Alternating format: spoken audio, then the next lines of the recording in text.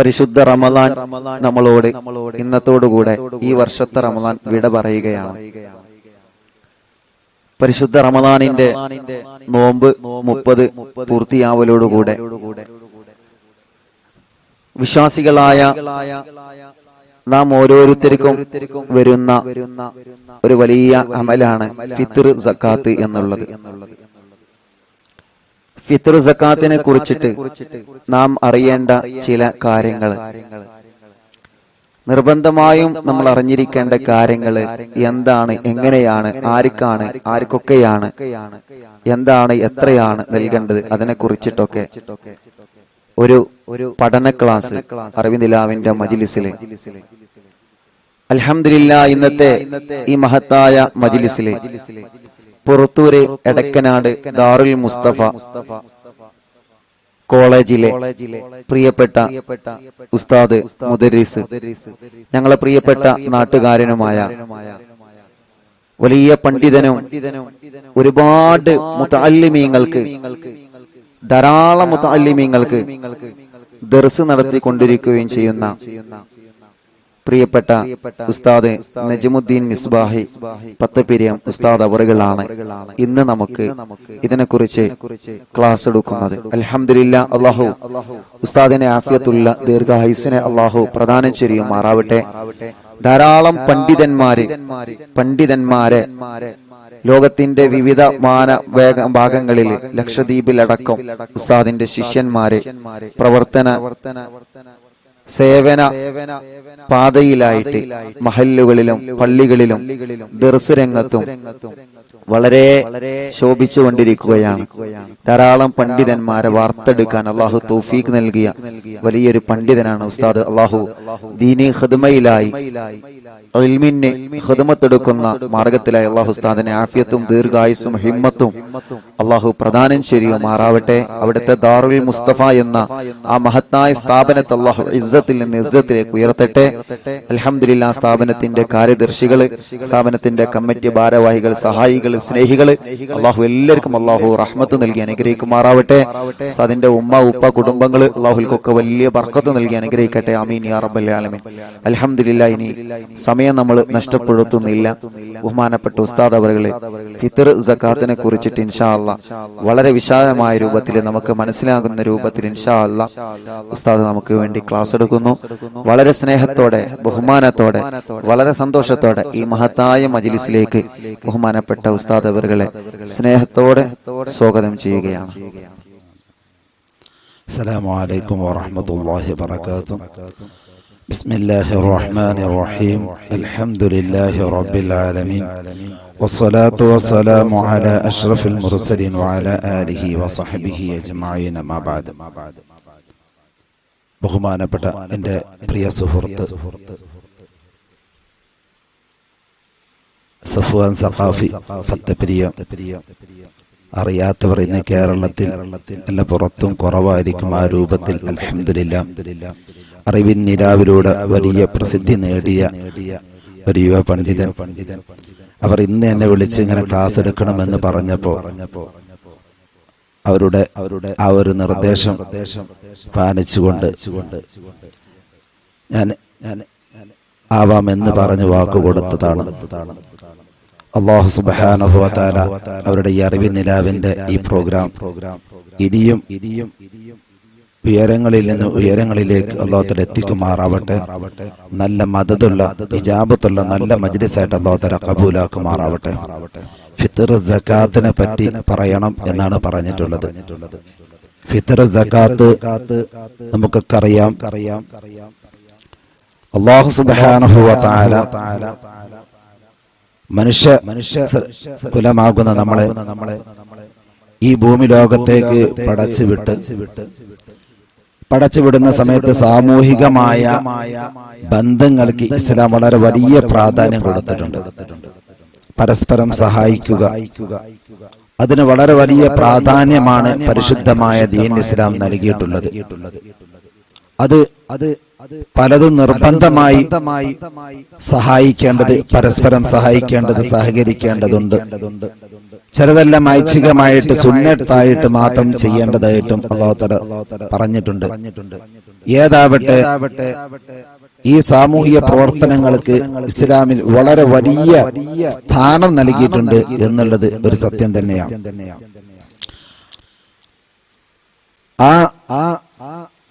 അല്ലാഹു സുബ്ഹാനഹു വ തആല നിർബന്ധമാക്കിയിട്ടുള്ള പരസ്പര സഹായത്തിന്റെ ഒരുപാട് വിവിധങ്ങളായ ഭാഗങ്ങൾ നമുക്കറിയാം. പരസ്വത്തിലുള്ള സക്കാത്തുകൾ, സ്വത്ത് സംബന്ധമായ ഒരുപാട് സക്കാത്തുകളുണ്ട്. അതിനെപ്പറ്റിയൊന്നും ഇപ്പോൾ ചർച്ച ചെയ്യേണ്ട ആവശ്യമില്ല.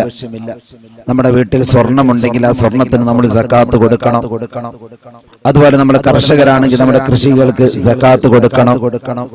അതുപോലെ മറ്റുള്ള വസ്തുക്കൾക്ക് ഒരുപാട് നമ്മുടെ സമ്പാദ്യങ്ങൾക്കൊക്കെ നമുക്ക് സക്കാത്ത് കൊടുക്കേണ്ടതായിട്ടുണ്ട്.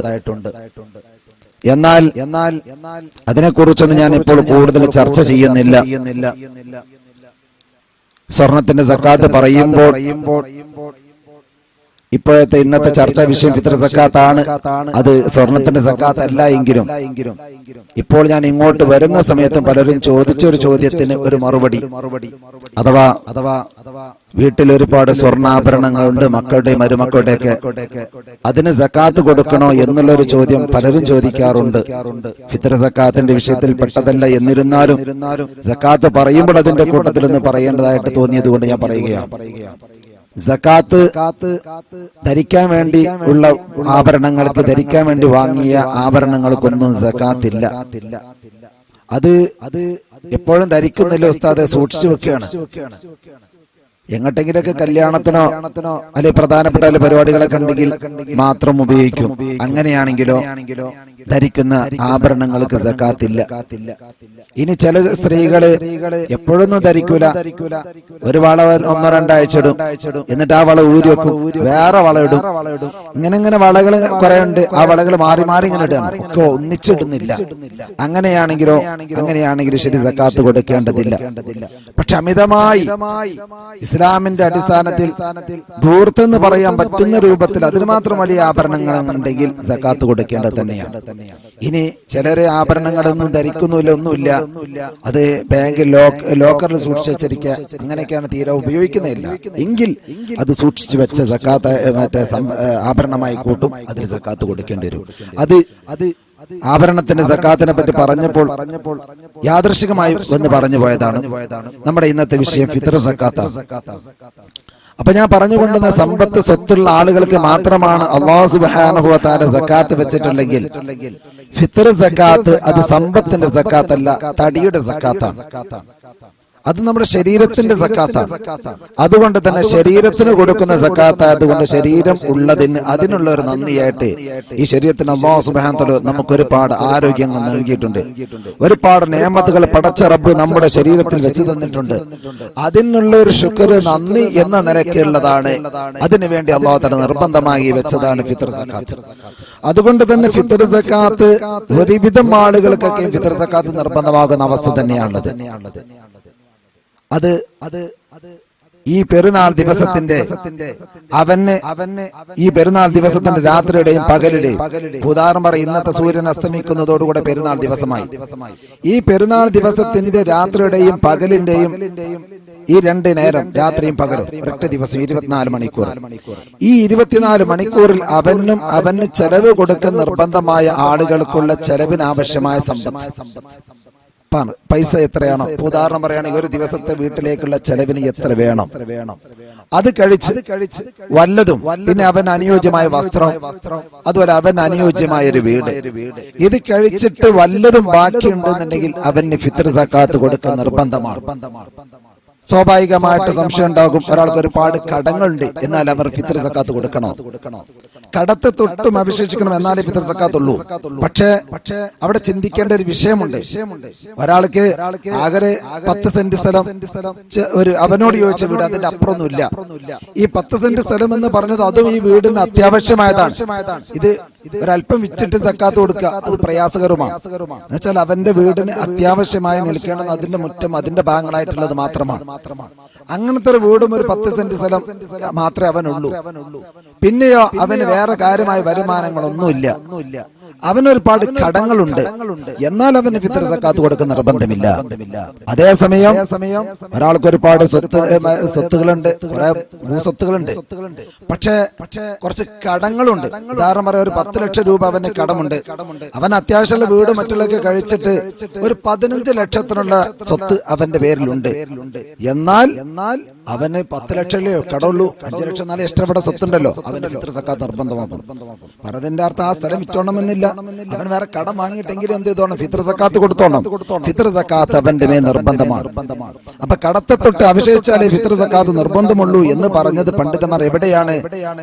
അവന് ആവശ്യമായ അന്നത്തെ പെരുന്നാൾ ദിവസത്തെ ആ ചെലവും, അവന് വസ്ത്രം, അവൻ ചെലവ് കൊടുക്കുന്ന നിർബന്ധമായ ആളുകളുടെ വസ്ത്രങ്ങള്, അതുപോലെ തന്നെ അവർക്ക് ആവശ്യമായ പാർപ്പിടം, അത് കഴിച്ചിട്ട് ബാക്കി ഉള്ളത് അതിനേക്കാളും അപ്പുറം കടമുണ്ടെങ്കിൽ അവന് ഫിത്ർ സക്കാത്ത് കൊടുക്കേണ്ടതില്ല എന്നാണ് പണ്ഡിതന്മാർ പറഞ്ഞിട്ടുള്ളത്.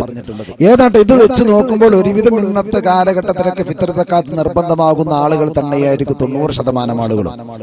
90% ആളുകളും ഇന്നത്തെ കാലത്ത് ഫിത്ർ സക്കാത്ത് നിർബന്ധമുള്ളവർ തന്നെയാണ്.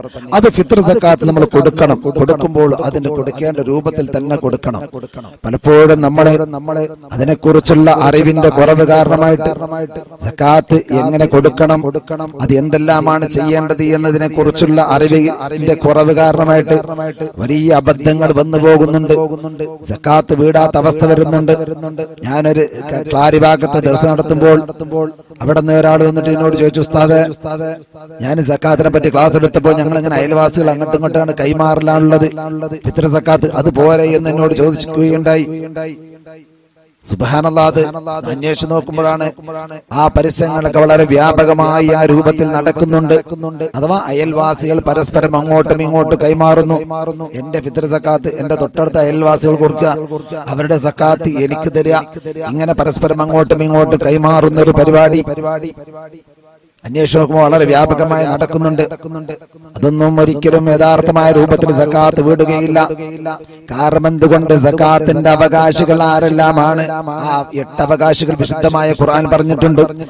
ഇന്നമസ് സ്വദഖാതു ലിൽ ഫുഖറാഇ വൽ മസാകീന വൽ ആമിലീന അലൈഹാ വൽ മുഅല്ലഫതി ഖുലൂബുഹും എന്ന് പറഞ്ഞിട്ട് വിശുദ്ധമായ ഖുർആനിൽ സക്കാത്തിന്റെ അവകാശികൾ എണ്ണി പറഞ്ഞിട്ടുണ്ട്. ആ അവകാശികൾക്ക് മാത്രമേ സക്കാത്ത് കൊടുക്കാൻ പറ്റൂ. അവരല്ലാത്ത ആളുകൾക്ക് സക്കാത്ത് കൊടുത്താൽ സക്കാത്ത് വിടുകയില്ല. അയൽവാസികൾ പരസ്പരം കൈമാറുന്നത് ഈ തന്റെ സ്വന്തം അയൽവാസിയായ ആള് സക്കാത്തിന്റെ അവകാശിയാണോ? എന്നാൽ ലോക്കെ സക്കാത്ത് വിടും. എന്റെ തൊട്ടടുത്തുള്ള അയൽവാസിക്ക് ഞാൻ സക്കാത്ത് കൊടുക്കുന്നു, ഫിത്ർ സക്കാത്ത് കൊടുക്കുന്നു, അയാൾ സക്കാത്തിന്റെ അവകാശപ്പെട്ട ഫക്കീറാണ്, അല്ലെങ്കിൽ മിസ്കീനാണ്, അല്ലെങ്കിൽ മുഅല്ലഫത്ത് ഖുലൂബും പൊതുസ്ലാമികളായ ആളുകളാണ്, അല്ലെങ്കിൽ കടം കൊണ്ട് വലഞ്ഞവരാണ്, ഇതുപോലുള്ള ആളുകളാണ് എങ്കിൽ അവർക്ക് സക്കാത്ത് കൊടുത്താൽ വിടും. അതേസമയം അവർ അങ്ങനത്തെ അവകാശികളൊന്നുമല്ല, മറിച്ച് അവർ സമ്പന്നരായ ആളുകളാണ്. അങ്ങനത്തെ അയൽവാസിക്കാണ് ഞാൻ സക്കാത്ത് കൊടുക്കുന്നതെങ്കിൽ സക്കാത്ത് വിടുകയില്ല.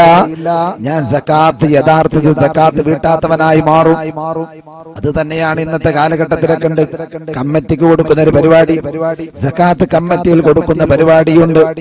ആ സക്കാത്ത് കമ്മിറ്റിയിലേക്ക് കൊടുക്കുമ്പോഴും ഒരുപാട് അബദ്ധങ്ങൾ അവിടെ വന്നു പോകുന്നുണ്ട്. നമ്മുടെ സക്കാത്ത് പലപ്പോഴും വീടാതെ പോകുന്നത് നമ്മൾ ശ്രദ്ധിക്കണം. അതുകൊണ്ട് ഏറ്റവും നല്ലത് ഇന്നത്തെ കാലഘട്ടത്തിൽ നമ്മുടെ നാട്ടിലൊന്നും ഇസ്ലാമിക ഭരണം നിലനിൽക്കുന്ന സ്ഥലമല്ലാത്തത് കൊണ്ട് തന്നെ നമ്മുടെ നാടിന്റെ അവസ്ഥക്കനുസരിച്ച് ഏറ്റവും നല്ലത് നമ്മളെ തന്നെ സ്വന്തമായിട്ട് നമ്മുടെ സക്കാത്തുകൾ കൊടുത്തു വിട്ടലാണ്. നമ്മുടെ സക്കാത്ത് നമ്മൾ തന്നെ സ്വന്തമായിട്ട് കൊടുക്കലാണ് നമുക്ക് ഏറ്റവും ഉത്തമമായിട്ടുള്ളത്. വേറെ ആരെയും ഏൽപ്പിക്കാതെ. ഇനി പറ്റും മറ്റൊരാളെ വക്കാലത്ത് ഏൽപ്പിക്കാൻ പറ്റും. അഥവാ ഞാൻ കൊടുക്കേണ്ട സക്കാത്ത് അത് ഇന്ന ആളുകൾക്ക് കൊടുക്കണമെന്ന് പറഞ്ഞുകൊണ്ട് മറ്റൊരാളെ വക്കാലത്ത് ഏൽപ്പിക്കല് അത് ഇസ്ലാമിൽ അനുവദിച്ച കാര്യമാണ്. അത് വക്കാലത്ത് എന്നാ പറയാ. അപ്പൊ അങ്ങനെ ഞാൻ ഒരാളെ കയ്യിൽ കാശ് ഏൽപ്പിക്കാൻ, മറ്റേ കാശല്ല, അരി വാങ്ങിയിട്ട് ഏൽപ്പിച്ചു, ഇത് ഇന്ന അവകാശികൾക്ക് നീ കൊടുക്കണം എന്ന് പറഞ്ഞിട്ട് ആ അവകാശികൾക്ക് കൊടുക്കാൻ വേണ്ടി ഇല്ലെങ്കിൽ അവകാശികളെ കണ്ടെത്തി കൊടുക്കാൻ വേണ്ടിട്ട് നമുക്ക് എന്ത് ഏൽപ്പിക്കാം? അത് വക്കാലത്താണ്. അതിന് വക്കൽ തുകാനെ ഞാൻ വക്കാലത്ത് ഏൽപ്പിച്ചു എന്ന് പറയുന്ന വക്കാലത്തിന്റെ പദം വേണം. കേവലം സക്കാത്ത് കമ്മിറ്റിന്റെ ആളുകൾ വന്ന് ഇങ്ങനെ പൈസ പലരും അങ്ങനെ ചെയ്യുന്നത്, കാശ കൊടുക്കുന്നുണ്ട് അല്ലേ? ഫിത്ർ സക്കാത്തിന്റെ മേൽ കാശ് കൊടുക്കാം. ഫിത്ർ സക്കാത്ത് ഏതാണ് കൊടുക്കേണ്ടത്? പണ്ട് ഇല്ല പറയുന്നുണ്ട്. സക്കാത്ത് എന്താണ് കൊടുക്കേണ്ടത്?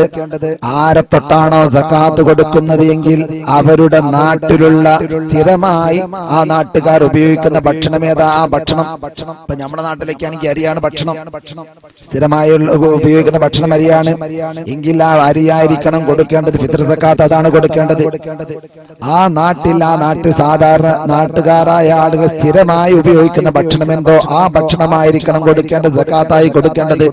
അതല്ലാത്തൊന്നും സക്കാത്ത് കൊടുത്താൽ ഷാഫി മദ്ഹബ് പ്രകാരം സക്കാത്ത് വിടുകയില്ല.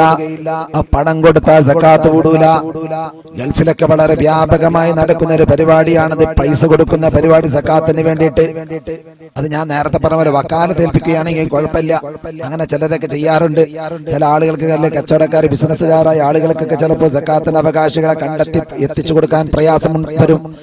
ആ സമയത്ത് അവർ അങ്ങനെയൊക്കെ ചെയ്യാറുണ്ട്. ഏതെങ്കിലും ആളുകളെ വിളിച്ചിട്ട് അവരുടെ കയ്യിൽ കാശ് കൊടുക്കും. എന്നിട്ട് പറയും സക്കാത്തിന്റെ അരി വാങ്ങിയിട്ട് അവകാശികൾക്ക് കൊടുക്കണം. അത് വക്കാലത്താണ്. അങ്ങനെ വക്കാലത്ത് ഏൽപ്പിക്കുകയാണെങ്കിൽ പറ്റും. അതല്ലാതെ സക്കാത്തിന്റെ അവകാശികൾക്ക് പണം കൊണ്ടുപോയി കൊടുക്കുക, ഫിത്ർ സക്കാത്തിന്റെ അരി കൊണ്ടുപോയി കൊടുക്കുന്നതിന് പകരം ആ അരിക്ക് വില വരുന്ന കാശ് കൊണ്ടുപോയി കൊടുത്താൽ സക്കാത്ത് വീടുകയില്ല. ഇമാം ഷാഫി തങ്ങളുടെ അഭിപ്രായം അതാണ്. എന്നാൽ ബഹുമാനപ്പെട്ട അബൂ ഹനീഫ ഇമാമിന് പണം കൊടുത്താൽ വീടുമെന്നൊരു അഭിപ്രായമുണ്ട്. പക്ഷേ ഷാഫി മദ്ഹബ് അനുസരിച്ച് പോകുന്ന നമുക്കൊരിക്കലും അത് മതിയാവുകയില്ല. അങ്ങനെ കൊടുത്താൽ സക്കാത്ത് വീടുകയില്ല. അത് നമ്മൾ ശ്രദ്ധിക്കേണ്ടത് തന്നെയാണ്. പണം കൊടുത്താൽ പോരാ. അപ്പൊ ചിലരൊക്കെ പറയാറുണ്ട്, ഉസ്താദ് ഇന്നത്തെ കാലഘട്ടത്തിൽ അരിക്കാർക്കും ആവശ്യമില്ല, ഇഷ്ടംപോലെ റേഷൻ കടയിൽ നിന്ന് അരി കിട്ടാണ് അല്ലേ.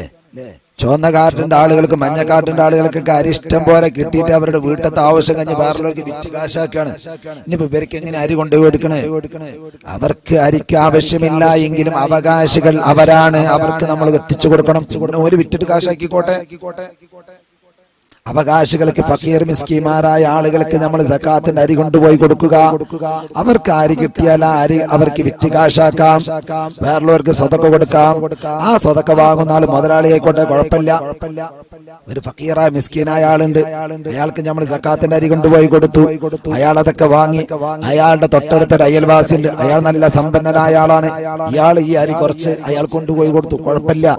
കാരണം അയാൾക്ക് കിട്ടിയ അവകാശം കിട്ടിയതിന് ശേഷം അയാൾ മറ്റൊരാൾക്ക് വിതരണം ചെയ്യലാണ്.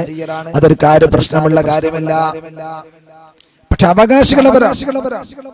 അപ്പൊ അതിന്റെ അവകാശികൾ ആരാണോ അവകാശികൾക്ക് സക്കാത്ത് കൊടുക്കാൻ പറ്റൂ.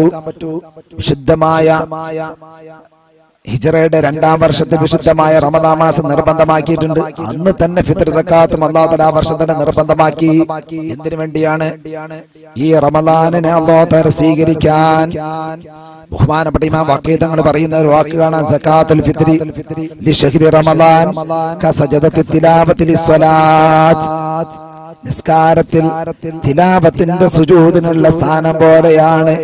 നോമ്പിലേക്ക് ചേർത്ത് നോക്കുമ്പോൾ ഫിത്ർ സക്കാത്ത്. ബഹുമാനപ്പെട്ട ഇമാം അബൂ ദാവൂദ് തങ്ങൾ റിപ്പോർട്ട് ചെയ്യുന്ന ഹദീസിൽ കാണാം, ഇന്നഹാ മുതഖിറത്തുൽ ലിസ്വാഇമി മിനൽ ലഗ്വി വറഫസ്. നോമ്പുകാരായ ആളുകൾ ഒരിക്കലും അനാവശ്യമായ സംസാരങ്ങൾ സംസാരിക്കാൻ പാടില്ല, ഗീബത്ത് പറയാൻ പാടില്ല, നമീമത്ത് പറയാൻ പാടില്ല, അനാവശ്യമായ സംസാരങ്ങൾ അനാവശ്യമായ കാര്യങ്ങളിലൊന്നും ഇടപെടാൻ പാടില്ല. അത്തരം കാര്യങ്ങൾ ആരെങ്കിലും ചെയ്തിട്ടുണ്ടെങ്കിൽ അവന്റെ നോമ്പ് നഷ്ടപ്പെട്ടു പോകും.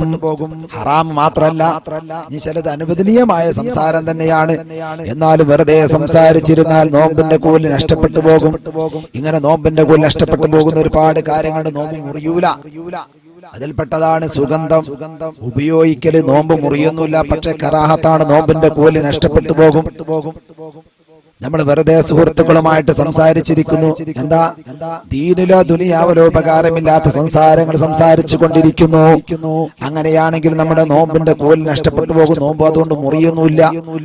ഇങ്ങനെ നമ്മുടെ നോമ്പിന്റെ കൂലി നഷ്ടപ്പെട്ടു പോകുന്ന ഒരുപാട് പ്രവർത്തനങ്ങൾ നമ്മുടെ അരികിൽ നിന്നുണ്ടാകും.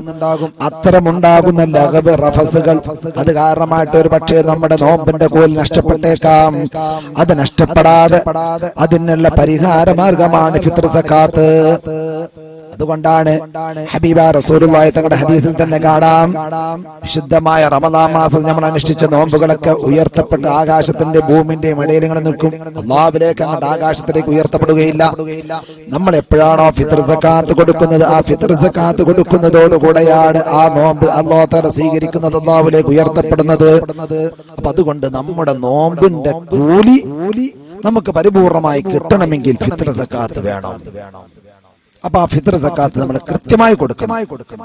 അത് കേവലം ഒരു ചടങ്ങ് നിർവഹിക്കാൻ വേണ്ടിയിട്ട് എന്തെങ്കിലും ചെയ്താൽ പോരാ. എപ്പോഴാണ് ഫിത്ർ സക്കാത്ത് കൊടുക്കാൻ നിർബന്ധമാകുന്നത്? റമളാനിന്റെ അവസാനത്തെ സൂര്യൻ അസ്തമിച്ചിടം മുതൽ അത് നിർബന്ധമായി. പിന്നെ ആ പെരുന്നാൾ ദിവസത്തിന്റെ സൂര്യൻ അസ്തമിക്കുന്നതിന്റെ മുമ്പായിട്ട് കൊടുക്കണം. അതാണ് അതിന്റെ സമയം. അഥവാ ഇന്നിപ്പോ റമദാൻ അവസാനമാണ്, റമദാൻ 30 ഇന്നത്തെ സൂര്യൻ അസ്തമിക്കുന്നതോടുകൂടെ ഫിത്ർ സക്കാത്തിന്റെ സമയമായി. നാളെ പെരുന്നാൾ ദിവസമാണ്, നാളത്തെ സൂര്യൻ അസ്തമിക്കുന്നതോടുകൂടെ ഫിത്ർ സക്കാത്തിന്റെ സമയം തീർന്നു. അതിന്റെ ഇടയിലാണ് അതിന്റെ സമയം. ഇനി നാളത്തെ അസ്തമയത്തിന് ശേഷമാണ് ഒരാൾ ഫിത്ർ സക്കാത്ത് കൊടുക്കുന്നതെങ്കിൽ ആ ഫിത്ർ സക്കാത്ത് ഖളാ ആണ്, അതാ അല്ല. അപ്പൊ നാളത്തെ ദിവസത്തിന്റെ ഇടയ്ക്ക് ഒരാൾക്ക് കൊടുക്കാൻ സാധിച്ചിട്ടില്ലെങ്കിൽ അത് ഖളാ ആയി പോയി, അത് ഖളാ ആണ്. ആ ഖളാ പിന്നെ പെട്ടെന്ന് തന്നെ ഖളാ വിട്ട നിർബന്ധമാണ്. കാരണം എന്തുകൊണ്ട്? കാരണം കൂടാതെ ഖളാ ആക്കിയതാണെങ്കിൽ പെട്ടെന്ന് തന്നെ ഖളാ വിട്ട നിർബന്ധമാണ്. എന്നാലും പെരുന്നാൾ നിസ്കാരത്തെ തൊട്ട് പിന്തിപ്പിക്കൽ കറാഹത്താണ്. അതുകൊണ്ട് തന്നെ പെരുന്നാൾ നിസ്കാരത്തിന്റെ മുമ്പ് കൊടുക്കലാണ് ഏറ്റവും സുന്നത്ത്. പെരുന്നാൾ നിസ്കാരത്തിന്റെ മുമ്പായിട്ട് കൊടുക്കലാണ് ഏറ്റവും സുന്നത്ത്. എന്നാൽ അവിടെ പണ്ഡിതന്മാർ പറയുന്നുണ്ട്, മറ്റേ ഏറ്റവും നല്ല ബന്ധപ്പെട്ട ഒരു കുടുംബത്തിൽപ്പെട്ട ഒരു അവകാശിയുണ്ട്. അയാൾ വരണമെങ്കിൽ പെരുന്നാൾ നിസ്കാരത്തിന് ശേഷം അയാളെ കിട്ടൂ. അല്ലെങ്കിൽ തൊട്ടകത്തിന്റെ അയൽവാസിയുണ്ട്, അയാളെ കണ്ടു കിട്ടണമെങ്കിൽ പെരുന്നാൾ നിസ്കാരത്തിന് ശേഷം കിട്ടുള്ളൂ. അതിനുശേഷം അയാൾ ഇവിടെ എത്തുകയുള്ളൂ. എന്നാൽ പെരുന്നാൾ നിസ്കാരത്തെ തൊട്ട് പിന്തിപ്പിക്കാൻ പറ്റുമോ? അതേ പിന്തിപ്പിക്കാം, അവിടെ കറാഹത്തില്ല. എന്നാൽ അങ്ങനെയുള്ള ആളുകൾക്ക് കൊടുക്കാൻ വേണ്ടി, അയൽവാസികൾക്ക് കൊടുക്കാൻ വേണ്ടി, കുടുംബക്കാരായ ആളുകൾക്ക് കൊടുക്കാൻ വേണ്ടി പെരുന്നാൾ ദിവസത്തെ തൊട്ട് പിന്തിപ്പിക്കാൻ പറ്റുമോ? നാളത്തെ സൂര്യാസ്തമിക്കുന്നതിന് തൊട്ട് പിന്തിപ്പിക്കാൻ പറ്റുമോ? അത് പറ്റില്ല. നാട്ടിൽ മറ്റുള്ള അവകാശികളായ ആളുകളുണ്ടെങ്കിൽ കൊടുക്കണം. അതേസമയം സക്കാത്ത് വാങ്ങാൻ ഒരു അവകാശികളായ ആളുകൾ ആരുമില്ല നാട്ടില്. നാളെയൊക്കെ എത്തുള്ളൂ. ഈ നാട്ടിൽ സക്കാത്തിന്റെ അവകാശികളാകെ 4-5 ആളുകളുണ്ട്. ആ ആളുകൾ ആരും നാട്ടിൽ ഇപ്പൊ നിന്നില്ല. അയാൾ നിന്ന് നാളെ സൂര്യാസ്തമയത്തിന് ശേഷം എത്തുള്ളൂ. എന്നാൽ നാളത്തെ സൂര്യാസ്തമയത്തെ തൊട്ട് പിന്തിപ്പിക്കാൻ പറ്റുമോ? അങ്ങനെയാണെങ്കിൽ പിന്തിപ്പിക്കൽ അനുവദനീയമാണ്. കാരണം എന്തുകൊണ്ട്? സക്കാത്ത് കൊടുക്കാൻ ആളില്ലല്ലോ. നമ്മളിവിടെ കൊടുക്കാൻ റെഡിയാണ്. സാധന സ്വത്ത് മുതലൊക്കെ നമുക്ക് ഇവിടെ ഉണ്ട്. പക്ഷെ അതിന്റെ അവകാശങ്ങൾ ഇവിടെ എത്താത്തത് കൊണ്ട് നമ്മൾ കൊടുക്കാത്തതാ. അങ്ങനെയാണെങ്കിൽ ഹറാമ് വരികയില്ല. അപ്പൊ കാരണം കൂടാതെ പിന്തിപ്പിക്കലാണ് ഹറാം. കാരണം കൂടാതെ പിന്തിപ്പിക്കലാണ് കറാഹത്തുള്ളത്. ഇനി ആരെ തൊട്ടെല്ലാമാണ് സക്കാത്ത് കൊടുക്കേണ്ടത്? അവനെ തൊട്ട് സക്കാത്ത് കൊടുക്കണം. സ്വന്തം ശരീരത്തെ തൊട്ട് സക്കാത്ത് കൊടുക്കണം. അവൻ ചെലവ് കൊടുക്കുന്ന നിർബന്ധമായ ആളുകളെ തൊട്ട് സക്കാത്ത് കൊടുക്കണം. ഭാര്യമാരെ തൊട്ട് കൊടുക്കണം. മക്കളെ തൊട്ട് കൊടുക്കണം. മാതാപിതാക്കൾക്ക് ചെലവ് കൊടുക്കുന്ന നിർബന്ധമായ മക്കളാണെങ്കിൽ ആ മാതാപിതാക്കളുടെ സക്കാത്ത് കൊടുക്കണം. അതെന്താ? മാതാപിതാക്കൾക്ക് സമ്പത്തൊന്നുമില്ല, സ്വത്ത് മുതലൊന്നുമില്ല, പാവങ്ങളാണ്. ഈ മകനെ സംബന്ധിച്ചിടത്തോളം അവന്റെ ഭാര്യയുടെയും മക്കളുടെയും ചെലവുകൾ കഴിച്ചിട്ട് ബാക്കി ഉണ്ടതാണ്. എന്നാൽ ഇവന്റെ മേൽ മാതാപിതാക്കളുടെ ചെലവ് കൂടി കൊടുക്കുന്ന നിർബന്ധമാണ്. അങ്ങനെയുള്ളവനാണെങ്കിൽ ഇവൻ സ്വന്തം മാതാപിതാക്കളുടെ ഫിത്ർ സക്കാത്ത് കൊടുക്കണം. അപ്പൊ ഭാര്യയുടെ ഫിത്ർ സക്കാത്ത് ഏതായാലും ഭർത്താവിന്റെ മേൽ മാത്രമാണ്. അപ്പൊ ഇനി ഭാര്യയ്ക്ക് ഒരുപാട് സ്വത്തുണ്ട്, ഭർത്താവ് മഹാ മിസ്കീനാണ്, ഒന്നുമില്ല. എന്നാൽ അവന് ഫിത്ർ സക്കാത്ത് കൊടുക്കാനുള്ള അവകാശവും ഇല്ല. ഭാര്യക്കാണെങ്കിൽ ഇഷ്ടംപോലെ സ്വത്ത് മുതലുണ്ട്. അങ്ങനെയാണെങ്കിൽ ഫിത്ർ സക്കാത്ത് ആരുടെ മേലാ കൊടുക്കൽ നിർബന്ധം? ആരുടെ മേലും നിർബന്ധമില്ല എന്നാണ് ഷാഫി മദ്ഹബുള്ളത്. കാരണം എന്തുകൊണ്ട്? അവൾ പരിപൂർണമായും ഭർത്താവിനെ വഴിപ്പെടുന്ന സ്ത്രീയാണ്. അതുകൊണ്ട് അവളുടെ ഫിത്ർ സക്കാത്ത് കൊടുക്കേണ്ട ബാധ്യത ആരുടെ മേലാണ്? ഭർത്താവിന്റെ മേലാണ്. ഭർത്താവിന് ഇവിടെ എന്തില്ല? കാശില്ല, സമ്പത്തില്ല. അതുകൊണ്ട് ഭർത്താവിന്റെ മേൽ നിർബന്ധമില്ല. അതുകൊണ്ട് രണ്ടാളുടെ മേലും നിർബന്ധമില്ല. എന്നിരുന്നാലും അവളുടെ സ്വത്തിൽ നിന്ന് അവൾ ഫിത്ർ സക്കാത്ത് കൊടുക്കൽ സുന്നത്താണെന്ന് മഹാന്മാരായ പണ്ഡിതന്മാർ പറയുന്നുണ്ട്. കാരണം എന്തുകൊണ്ട്? അവരുടെ മേൽ നിർബന്ധം തന്നെയാണ് എന്ന് പറഞ്ഞ ഒരുപാട് പണ്ഡിതന്മാരുണ്ട്. അവരുടെ വാക്കിനെ കൂടി പാലിച്ചുകൊണ്ട് ഷാഫി മദ്ഹബിൽ മുഅ്തമദായ അഭിപ്രായ പ്രകാരം അവൾക്ക് സ്വത്തും മുതലും ഉണ്ട് എന്നുണ്ടെങ്കിൽ അവൾക്ക് അവളുടെ സ്വത്തിൽ നിന്ന് സക്കാത്ത് കൊടുക്കൽ സുന്നത്താണ്. ഇനിയോ പലപ്പോഴും ഉണ്ടാകുന്ന ഒരു സംഭവമാണ്. ഭർത്താവ് ചിലപ്പോൾ നാട് വിട്ടുപോയിട്ടുണ്ടാവും, ഒരു വിവരം ഭർത്താവിനെ കുറിച്ചില്ല. പലപ്പോഴും പലരും എന്നോട് ചോദിച്ച ചോദ്യമാണത്. ഭർത്താവ് നാട് വിട്ടുപോയതാണ്, അയാൾ ജീവിച്ചിരിപ്പുണ്ടോ, ഉണ്ടെങ്കിൽ തന്നെ ഏത് നാട്ടിലായി എവിടെയാന്ന് ഒരു പിടുത്തമില്ല. അങ്ങനെയാണെങ്കിലോ, അങ്ങനെയാണ് എങ്കിൽ ആ സ്ത്രീ ജോലിക്ക് പോകുന്ന പെണ്ണാണ്. എന്നാൽ ആ പെണ്ണിന് ഒരുപാട് ജോലിയിൽ നിന്ന് വരുമാനം കിട്ടുന്നുണ്ട്. ഫിത്ർ സക്കാത്ത് കൊടുക്കാൻ നിർബന്ധമുണ്ടോ? ഇല്ല. ആ പെണ്ണെ സംബന്ധിച്ചിടത്തോളം ഫിത്ർ സക്കാത്ത് കൊടുക്കാൻ നിർബന്ധമില്ല. ഇനി ആ പെണ്ണിന് സ്വന്തം ചെലവിന് കാശ് പോലും ഇല്ലാത്തൊരവസ്ഥയാണ്. സ്വന്തം ചെലവ് കഴിയാൻ തന്നെ കാശില്ല. ആ രൂപത്തിലാണെങ്കിൽ സ്വന്തം ചെലവിന്റെ ആവശ്യത്തിന് വേണ്ടി കടം വാങ്ങിക്കൊണ്ട് അവൾക്ക് ചെലവ് നടത്താം, ഭർത്താവിന്റെ പേരിൽ കടം വാങ്ങാം. പക്ഷേ ഫിത്ർ സക്കാത്തിന്റെ പേരിൽ കടം വാങ്ങാൻ പറ്റില്ല. ഭർത്താവിന്റെ പേരിൽ കടം വാങ്ങിയിട്ട് ഫിത്ർ സക്കാത്ത് കൊടുക്കാൻ പറ്റില്ല. ആ ഫിത്ർ സക്കാത്ത് കൊടുക്കേണ്ട ബാധ്യത ആരുടെ മേലാണ്? ഭർത്താവിന്റെ മേലാണ്. പക്ഷെ എപ്പോഴാണത് ഭാര്യയുടെ ഫിത്ർ സക്കാത്ത് ഭർത്താവ് കൊടുക്കണമെന്ന് പറഞ്ഞത്? എപ്പോഴാണ്? ആ ഭാര്യ ഭർത്താവിന് പരിപൂർണമായും അനുസരിച്ച് നിൽക്കുന്ന പെണ്ണാകുമ്പോഴാണ്. പിണങ്ങിയ പെണ്ണാകുമ്പോഴല്ല. അതും പലപ്പോഴും ഉണ്ടാവാറുണ്ട്. ഭാര്യ ഇപ്പൊ പിണങ്ങി പോയിട്ടുണ്ടോ? പലരും ചോദിക്കാറുള്ള ചോദ്യമാണ്. ഭാര്യ പിണങ്ങി പോയിട്ടുണ്ടോ? ആ പിണങ്ങി പോയ ഭാര്യന്റെ ചെലവ് കൊടുക്കണോ ഉസ്താദേ? നോക്കണം, പിണക്കത്തിനുള്ള കാരണം എന്താണ്? ഇത് പറയുമ്പോ പലപ്പോഴും പല വിഷയങ്ങളും വലിയൊരു വിഷയം വരാറുണ്ട്. അതിന്റെ പേരിൽ ഭാര്യയുടെ പിണങ്ങിയ ഭാര്യയുടെ ചെലവിന്റെ വിഷയം. കുറെ മുമ്പ് പരപ്പനങ്ങാടി ഞാൻ ദിവസം നടത്തുമ്പോൾ അവിടുന്നൊരു ചോദ്യം വന്ന് ഒരാള് വന്നിട്ട് എന്നോട് ചോദിക്കുകയാണ്, ഉസ്താദേ, എന്റെ മോള് ചെറിയ ഭർത്താവിനെ വിട്ട് ചെറിയ പ്രശ്നങ്ങളുണ്ടായി. അങ്ങനെ മോൾ എനിക്ക് വിളിച്ചു പറഞ്ഞു, ഞാൻ എന്റെ മോനും കൂടി പോയിട്ട് മോളെ അങ്ങോട്ട് കൂട്ടിക്കൊണ്ടുവന്നത് 2 കൊല്ലം കഴിഞ്ഞിട്ടുണ്ട്. അവരിങ്ങോട്ട് തിരിഞ്ഞനെ നോക്കുന്നില്ല. ഓളെ ചെലപോലെ കുട്ടിന്റെ ചെലവൊന്നും അയാൾ തരുന്നില്ല. അങ്ങനെയാണെങ്കിൽ ഇനി അയാളെ ഫസ്ക് ചെയ്യാനുള്ള അധികാരമുണ്ടോ? കാരണം ചെലവിന് കിട്ടില്ലെങ്കിൽ ഭർത്താവിനെ ഫസ്ക് ചെയ്യാനുള്ള അധികാരം ഉണ്ടല്ലോ. ആ അധികാരം ഉപയോഗിച്ചുകൊണ്ട് ഭർത്താവിനെ ഫസ്ക് ചെയ്യാൻ പറ്റുമോ എന്നൊരു ചോദ്യം എന്നോട് ചോദിക്കേണ്ടായി. ഞാൻ ചോദിച്ചു, ഈ ഭർത്താവിന്റെ വീട്ടിൽ നിന്ന് പെണ്ണിനെ കൊണ്ടുവന്നതിൽ ആരാ? ഞങ്ങൾ പോയിട്ടാണ് കൂട്ടിക്കൊണ്ടെന്നൊക്കെയാണ് ചെറിയ പ്രശ്നം ഉണ്ടായപ്പോ. അങ്ങനെയാണെന്നുണ്ടെങ്കിൽ ഭർത്താവ് ഇഷ്ടപ്പെടുന്ന വീട്ടിൽ നിന്ന് ഭർത്താവിന്റെ സമ്മതം കൂടാതെ വന്ന പെണ്ണാണ് ഈ പെണ്ണ്. ഈ പെണ്ണിന്റെ ചെലവ് കൊടുക്കൽ ഭർത്താവിന് നിർബന്ധമില്ല. കാരണം എന്തുകൊണ്ട്? പെണ്ണിന്റെ ഭാഗത്തോളം പിണക്കണ്ടായിട്ട് പിണങ്ങിപ്പോയതാണ്. അപ്പൊ സ്വാഭാവികമായിട്ട് ഇത് പറയുമ്പോൾ ഒരു സ്വാഭാവികമായിട്ടും ഫിത്ർ സക്കാത്ത് അല്ലെങ്കിലും ഇടയ്ക്കൊരു സംശയം ഉണ്ടാകും. സംശയത്തിന് മറുപടി ആയിക്കോട്ടെ, ഉസ്താദേ, ഒരു പെണ്ണിന് ഭർത്താവിന്റെ വീട്ടിൽ വലിയ പീഡനങ്ങളാണ്, വിഷമങ്ങളാണ്, പ്രയാസങ്ങളാണ്. അങ്ങനെയാകുമ്പോ ചിലപ്പോ ഉദാഹരണം പറയണേ, ഇപ്പോ ഭർത്താവ് വേണ്ടി കത്തി എടുത്തിട്ടാണ്ട് കൊല്ലാൻ വേണ്ടിട്ട് വെട്ടാണ്ട് വരിക ഭാര്യനെ, അല്ലേ? ഭാര്യനെ വെട്ടാൻ വേണ്ടിട്ട് കത്തിയേറ്റ് വരികയാണ്. എന്താണ്? അന്ന് പിന്നെ ഇറങ്ങി ഓടണോ? പിന്നെ ഭർത്താവിന്റെ സമ്മതത്തിന് ആക്കാൻ പറ്റുമോ? അതവിടുന്ന് ഇറങ്ങി ഓട നിർബന്ധമാണ്. ആ ഓട്ടം ഓടി അങ്ങനെ എന്ത് ചെയ്തു? ഓളെ വീട്ടിൽ ഓടിപ്പോന്ന ആളെ ജീവ രക്ഷയ്ക്ക് വേണ്ടിട്ട്. അങ്ങനെയാണെങ്കിൽ അവളുടെ ഭാഗത്തോളം പിണക്കമില്ല. പക്ഷെ ഭർത്താവ് ഞാൻ അങ്ങനൊന്നും ചെയ്യൂല, ഇങ്ങോട്ട് പോര് എന്ന് പറഞ്ഞാൽ അവന്റെ വാക്കിൽ വിശ്വസിക്കാൻ പറ്റുന്ന അവസ്ഥയാണെന്നുണ്ടെങ്കിൽ അവൾക്ക് ഇങ്ങോട്ട് പോരാൻ നിർബന്ധവുമാണ്. അങ്ങനെയൊന്നുമില്ല. പലപ്പോഴും ഉണ്ടാവാറില്ല. എന്താ? അമ്മായിമാന്റെ എന്തെങ്കിലും കുത്തുവാക്കുണ്ടോ? അല്ലെ നാത്തുമാരെന്തെങ്കിലും കുത്തുവാക്കുണ്ടോ? അല്ലെ ഭർത്താവ് എന്തെങ്കിലും ദേഷ്യം പിടിച്ച് പറഞ്ഞിട്ടുണ്ടോ? ചിലപ്പോൾ ഒരാട്ടി കടിച്ചിട്ടുണ്ടോ? ഇതിന്റെ പേരിലായിരിക്കും ചിലപ്പോൾ നമ്മൾ പോയിട്ട് മോളങ്ങോട്ട് കൂട്ടിക്കൊണ്ടുവരുന്നത്. ഈ കൊണ്ടുവരുന്നതിൽ ഭർത്താവിന് ഒരിക്കലും ഇഷ്ടം ഉണ്ടാവൂല, ഒരു കുടുംബങ്ങൾക്കാർക്കും ഇഷ്ടം ഉണ്ടാവില്ല. നമ്മളതിനെ പിടിച്ച് വലിച്ച് നിർബന്ധിച്ചാണ് കൊണ്ടുവരാൻ മോളെ. അങ്ങനെയാണെങ്കിൽ അത് പെണ്ണിന്റെ ഭാഗത്തോളമുള്ള പിണക്കമാണ്. ഇനി ഈ പെണ്ണിന് ഭർത്താവിന്റെ വീട്ടിൽ മാനസികമായി ഭയങ്കര വിഷമങ്ങളുണ്ട്, പ്രയാസങ്ങളുണ്ട്. അങ്ങനെയാണെങ്കിൽ ഈ സാഹചര്യത്തിൽ എന്ത് ചെയ്യണം? ഇസ്ലാം അതിനൊക്കെ ഒപ്പിച്ചിട്ട് നമ്മൾ പോയി കൂട്ടിക്കൊണ്ടല്ല, മറിച്ച് നമ്മൾ കാദിയുടെ അരികിൽ ചെല്ലണം. എവിടുത്തെ കാദി? ഈ ഭർത്താവിന്റെ നാട്ടിലത്തെ കാദി. ഈ പെണ്ണ് ഏത് സ്ഥലത്താ നിൽക്കണ അവിടുത്തെ ആ നാട്ടിലെ കാദിന്റെ അരികിൽ ചെല്ലണം. എന്നിട്ട് കാദിയുടെ അരികിൽ ചെന്നിട്ട് വിഷയം പറയണം. എന്നിട്ട് കാദി സമ്മതം കൊടുത്തുന്നായിക്കോട്ടെ, അങ്ങനത്തെ വിഷമമുണ്ടെങ്കിൽ ഞങ്ങൾ തൽക്കാലങ്ങൾ മോളങ്ങനെ കൊണ്ടേക്കോളി, സുരക്ഷിതത്തിന് വേണ്ടി കൊണ്ടേക്കോളി എന്ന് കാദിയുടെ സമ്മതപ്രകാരം കൊണ്ടുപോവാണെങ്കിൽ പിന്നെ പണക്കല്ല. അതേസമയം നമ്മൾ സ്വന്തമായിട്ടാണ് പോയിട്ട് ചെറിയൊരു പ്രശ്നം ഉണ്ടാകുമ്പോൾ പൊതുവെ വ്യാപകമായി നടക്കുന്ന ഒരു പ്രശ്നമാണത്. ചെറിയ എന്തെങ്കിലും പ്രശ്നം ഉണ്ടാകുമ്പോഴത്തേനും ബാപ്പയാല് ആങ്ങളാരോ ആരെങ്കിലും പോയിട്ട് പുതിയാപ്പനോട് 4 വർത്താനം പറഞ്ഞിട്ട് പെണ്ണിനെയും കുട്ടി കൈ പിടിച്ചാൽ കൊണ്ടുവരും നമ്മള്. ആ ഭർത്താവ് ഒരിക്കലും ഇഷ്ടപ്പെട്ടിട്ടുണ്ടാവില്ല. അങ്ങനെയാണെങ്കിൽ പെണ്ണിന്റെ ഭാഗത്തോളമുള്ള പിണക്കമായിട്ട് കൂട്ടും.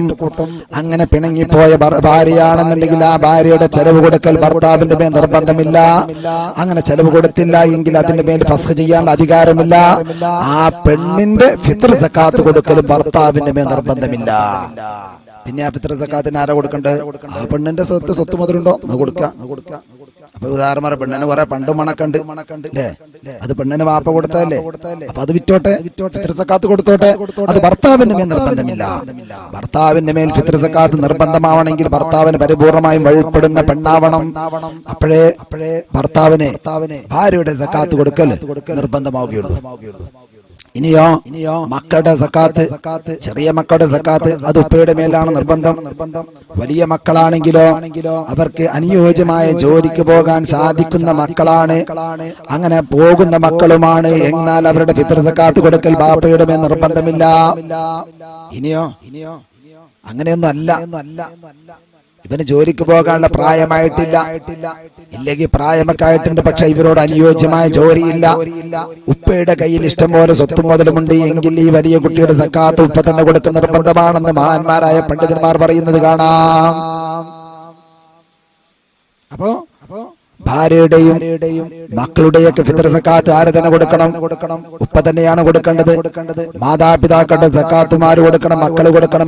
മാതാപിതാക്കൾക്ക് ഞാൻ നേരത്തെ പറഞ്ഞു, അവർക്ക് സക്കാത്ത് കൊടുക്കാൻ മാത്രമുള്ള പണം അവരുടെ കയ്യിലില്ല. മക്കൾക്കുടെ കയ്യിൽ പണമുണ്ട് എങ്കിൽ ആ മക്കൾ ഉപ്പയുടെയും ഉമ്മയുടെയും സക്കാത്ത് കൊടുക്കാൻ നിർബന്ധമാണ്. ഉപ്പാന്റെ ഉമ്മാന്റെയും കൂടി സക്കാത്ത് കൊടുക്കാൻ മാത്രമൊന്നുമില്ല. അതിന് മാത്രമല്ല, കുറച്ചേ ഉള്ളൂ.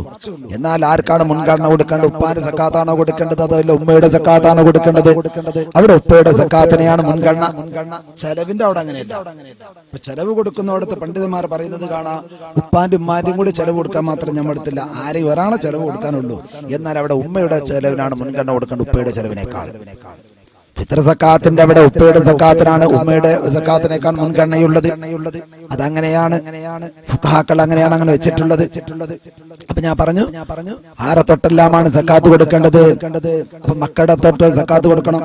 അപ്പൊ ഭാര്യ പ്രസവിക്കുന്നു, എപ്പോഴാ പ്രസവിക്കുന്നത്? ഇന്നത്തെ സൂര്യാസ്തമയത്തിന്റെ അല്പം മുമ്പാണ് ഭാര്യ പ്രസവിക്കുന്നതെങ്കിൽ ആ പ്രസവിച്ച കുട്ടിയെ തൊട്ട് ഫിത്ർ സക്കാത്ത് കൊടുക്കണം.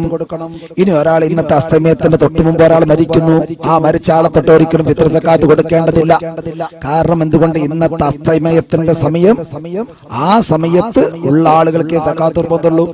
ഇനി ഒരാൾ സൂര്യാസ്തമയം കഴിഞ്ഞതിന് ശേഷമാണ് ഒരു സ്ത്രീ എന്ത് പ്രസവിക്കുന്നത്, മഗ്‌രിബ് കൊടുത്തതിന് ശേഷം പ്രസവിച്ചത്, ആ കുട്ടിയെ തൊട്ട് ഫിത്ർ സക്കാത്ത് കൊടുക്കേണ്ട ആവശ്യമില്ല.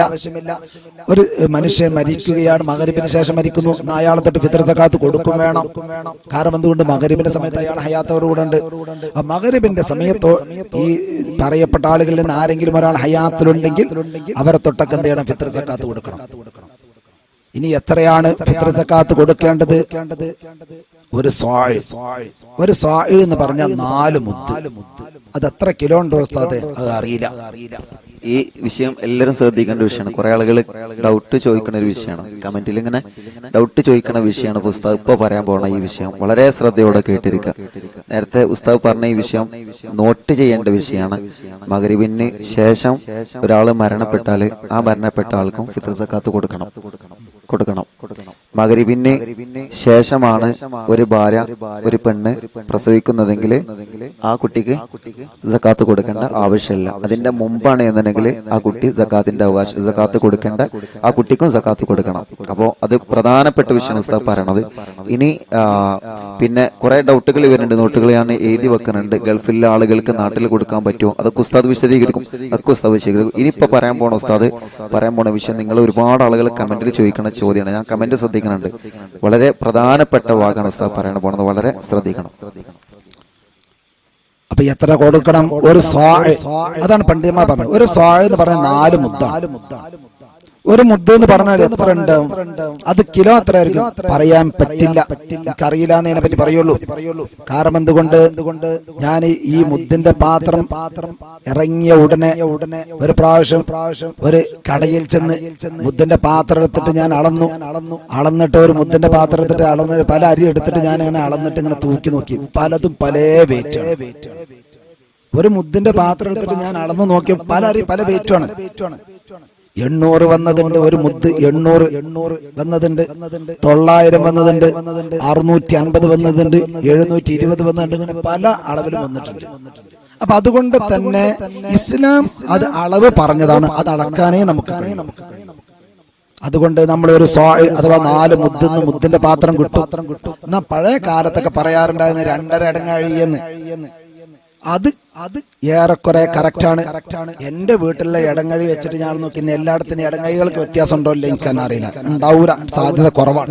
ഇടങ്ങഴികൾ എല്ലായിടത്തും ഒരേ അളവിലാവണം ഉണ്ടാക്കാറുള്ളത്.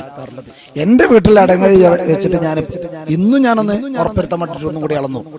ഉമ്മ ഞാനും കൂടി അളന്നു നോക്കി. 4 മുദ്ദ എടുത്തിട്ട് എന്ത് ചെയ്തു, 4 മുദ്ദ ഇങ്ങനെ എടുത്തിട്ട് ഇടങ്ങഴിക്കാൻ അളന്നു നോക്കിയപ്പോ പഴയ കാലത്ത് പറയുന്ന നമ്മളെ ആലിമ്യങ്ങളൊക്കെ പറഞ്ഞ കാര്യം വെരി കറക്റ്റ്. 2.5 ഇടങ്ങഴി കറക്റ്റ് കിട്ടിയിട്ടുണ്ട്. അപ്പൊ 2.5 ഇടങ്ങഴി ഒരു മുദ്ദ്, അത് കുറെയൊക്കെ നമ്മളെ പഴയ കാലത്ത് ആലിമീങ്ങൾ പറഞ്ഞത് കുറെയൊക്കെ ശരിയാണെന്ന് എനിക്ക് ബോധ്യപ്പെട്ടിട്ടുണ്ട്. തൂക്കം ഞാൻ ഇന്ന് വരെ ആരോടും പറയാറില്ല എത്ര തൂക്കമെന്ന്. പിന്നെ പണ്ട് കാലത്ത് മുദ്ദിന്റെ പാത്രം കിട്ടാത്ത സമയത്തൊക്കെ ഞാൻ പരപ്പനങ്ങാടിയിലൊക്കെ ദൃശ്യത്തും അന്നൊന്നും മുദ്ദിന്റെ പാത്രം ഇറങ്ങിയിട്ടില്ല. ഈ ഇടങ്ങഴി കിട്ടാൻ പ്രയാസമാണ്. ആ സമയത്തൊക്കെ പിന്നെ ഞാൻ എന്ത് ചെയ്യലാണ്, ഒരു 3.5 കിലോ വാങ്ങിയാൽ കൊടുക്കും. കാരണം എന്താണ്ട് കൂടിക്കോട്ടെ, കുറയണ്ട. ചെറിയ 2.5 കിലോനൊക്കെ ആകുമ്പോ പ്രശ്നമാണ്. ഒരു 3.5 കിലോനൊക്കെ ഉണ്ടാകും, കുറച്ച് കൂട്ടിയാണ് കൊടുക്കണമല്ലോ, അങ്ങനെ കൊടുത്തളി. കാരണം എന്തുകൊണ്ട് ഒരു അരി ഇങ്ങോട്ടായാൽ കുറഞ്ഞു പോയാൽ അത് നമ്മളെ സക്കാത്തിനെ ബാധിക്കും. ഒരല്പം കൂടിക്കോട്ടെ, കൂട്ടിക്കൊടുത്തോളി. ഞാനപ്പോ ആ ഒരു സമയത്തൊക്കെ കുടുങ്ങിയ സമയത്ത് അങ്ങനെയൊക്കെ ചെയ്തിട്ടുണ്ട് ഞാൻ. പക്ഷെ ഞാൻ പറഞ്ഞു കൊണ്ടുവരുന്ന കഴിവിന്റെ പരമാവധി നമ്മൾ അളക്കാനുള്ള അവസരങ്ങൾ തന്നെ ഉപയോഗപ്പെടുത്തുക. അപ്പൊ ഒരു സ്വ ആണ് കൊടുക്കേണ്ടത്, അഥവാ 4 മുദ്ദ്. ഒരു സ്വ എന്ന് പറഞ്ഞാൽ 4 മുദ്ദാണ്. അത് 2.5 ഇടങ്ങഴി എന്നുള്ളത് കുറെയൊക്കെ ഏറെക്കുറെ എന്റെ വീട്ടിലെ പാത്രം വെച്ച് നോക്കുമ്പോൾ കറക്റ്റിൽ എനിക്ക് കിട്ടിയിട്ടുണ്ട്. ബാക്കിയുള്ള ഇടങ്ങഴികളുടെ കണക്ക് ഇങ്ങനെ എനിക്കറിയില്ല. ഇടങ്ങഴികൾ വ്യത്യാസം വരാറുണ്ടോ ഇല്ലെന്ന് എനിക്കറിയില്ല. തൂക്കത്തിനെ പറ്റി നമുക്ക് ഒന്നും ഒരു കറക്റ്റും പറയാൻ പറ്റാത്ത രൂപത്തിലാണുള്ളത്. അപ്പോ എത്ര കൊടുക്കണം എന്നുള്ളതിലുള്ള സംശയം ഏകദേശം തീർന്നിട്ടുണ്ടാവും അല്ലേ? ഇനി അതിലാർക്കും ഡൗട്ട് കണ്ടാവില്ലല്ലോ. ഇനി അത് എവിടെയാണ് കൊടുക്കേണ്ടത്? അപ്പൊ എന്താണ് കൊടുക്കേണ്ടത് നമ്മൾ പറഞ്ഞു. ആ നാട്ടിൽ സ്ഥിരമായി എടുക്കുന്ന ഭക്ഷണം ആയിട്ട് ഉള്ള സാധനം പണം കൊടുത്താൽ പറ്റൂല. ആരെ തൊട്ടെല്ലാമാണ് കൊടുക്കേണ്ടത് അതും നമ്മൾ പറഞ്ഞു. എന്താണ് കൊടുക്കേണ്ടത് അതും നമ്മൾ പറഞ്ഞു. എത്രയാണ് കൊടുക്കേണ്ടത് അതും നമ്മൾ പറഞ്ഞു. ഇനി അത് എവിടെയാണ് കൊടുക്കേണ്ടത്? അത് എവിടെ കൊടുക്കണം? ആരെ തൊട്ടാണോ സക്കാത്ത് കൊടുക്കുന്നത് അവർ ഏതൊരു നാട്ടിലാണോ ഉള്ളെങ്കിൽ ആ നാട്ടിലാണ് സക്കാത്ത് കൊടുക്കേണ്ടത്. അപ്പൊ ഗൾഫിലുള്ള ആളുകളെ തൊട്ടുള്ള സക്കാത്ത് ഗൾഫിലായിരിക്കണം കൊടുക്കേണ്ടത്. ഷാഫി മദ്ഹബ് പ്രകാരം ഒരിക്കലും നാട്ടിൽ കൊടുത്താൽ പറ്റൂല. ഇനി ഭാര്യ പ്രസവത്തിന് അവളുടെ വീട്ടിൽ പോയിരിക്കുകയാണ്, അവളുടെ വീട്ടിൽ പ്രസവിച്ച് കിടക്കാണ്. ഒരു ഭാര്യയും 2 കുട്ടികൾ അവിടെ ഉണ്ട്, ബാക്കിയുള്ള 2 കുട്ടികൾ ഇവിടെയുണ്ട്. എന്നാ എന്റെ ഇവിടെ വീട്ടിലുള്ള 2 മക്കളും ഇവിടെ കൊടുക്കണം. ഭാര്യന്റെ 2 മക്കളും അത് അവിടെ കൊണ്ടുപോയി കൊടുക്കണം. ഭാര്യയുടെ നാട്ടിൽ കൊണ്ടുപോയി കൊടുക്കണം. അത് ഇവിടെ കൊടുത്താൽ പറ്റൂല. നമ്മള് സൂര്യാസ്തമയത്തിന്റെ സമയത്ത് എവിടെയാണോ ഉള്ളത് അവിടെയായിരിക്കണം സക്കാത്ത് കൊടുക്കേണ്ടത്. അത് പറയുമ്പോൾ നല്ല വ്യാപകമായി നടക്കുന്ന പ്രശ്നമുണ്ട്. ഉദാഹരണം പറയാം, 10 മിനിറ്റുകാരനായ ഒരാളാണ്.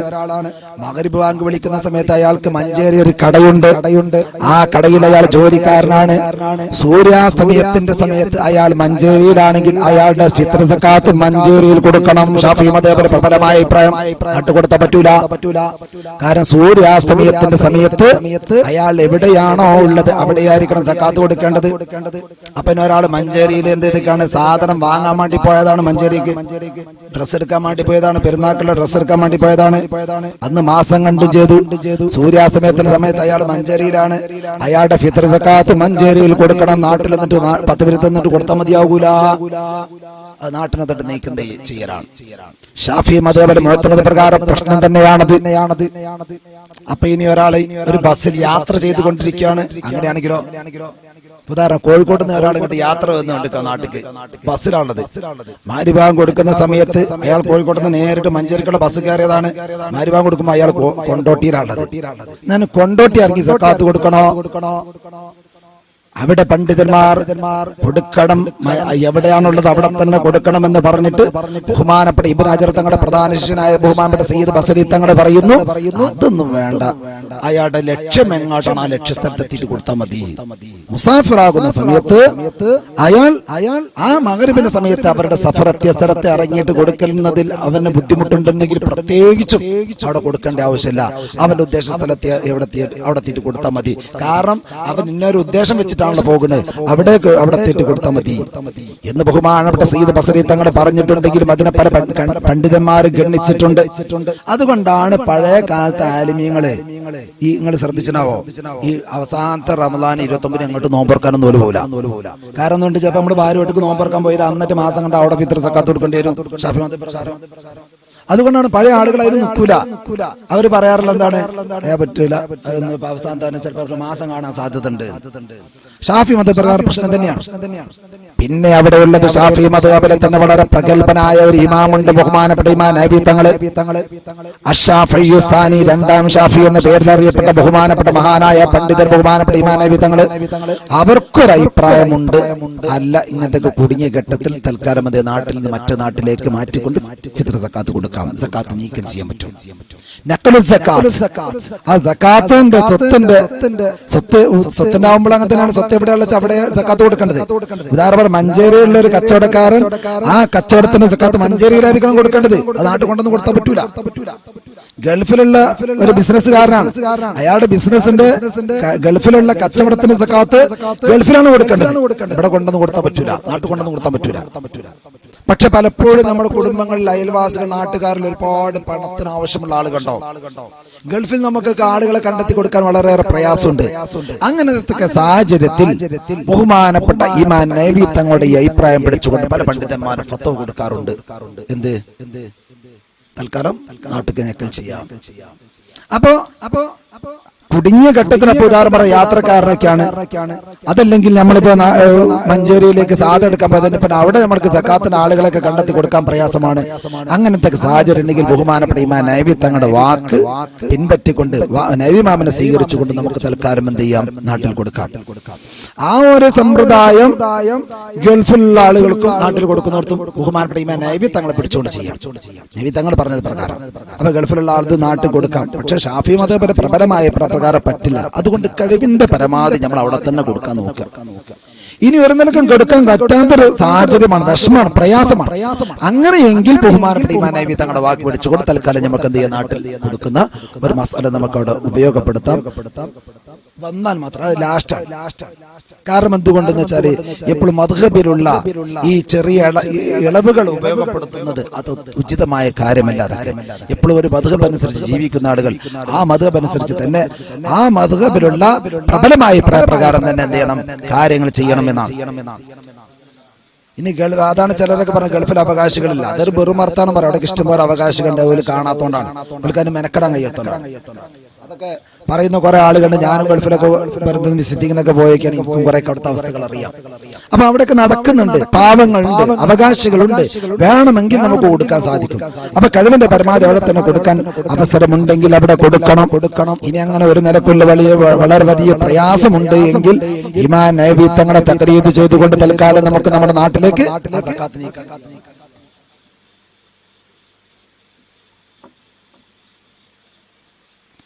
ഇനി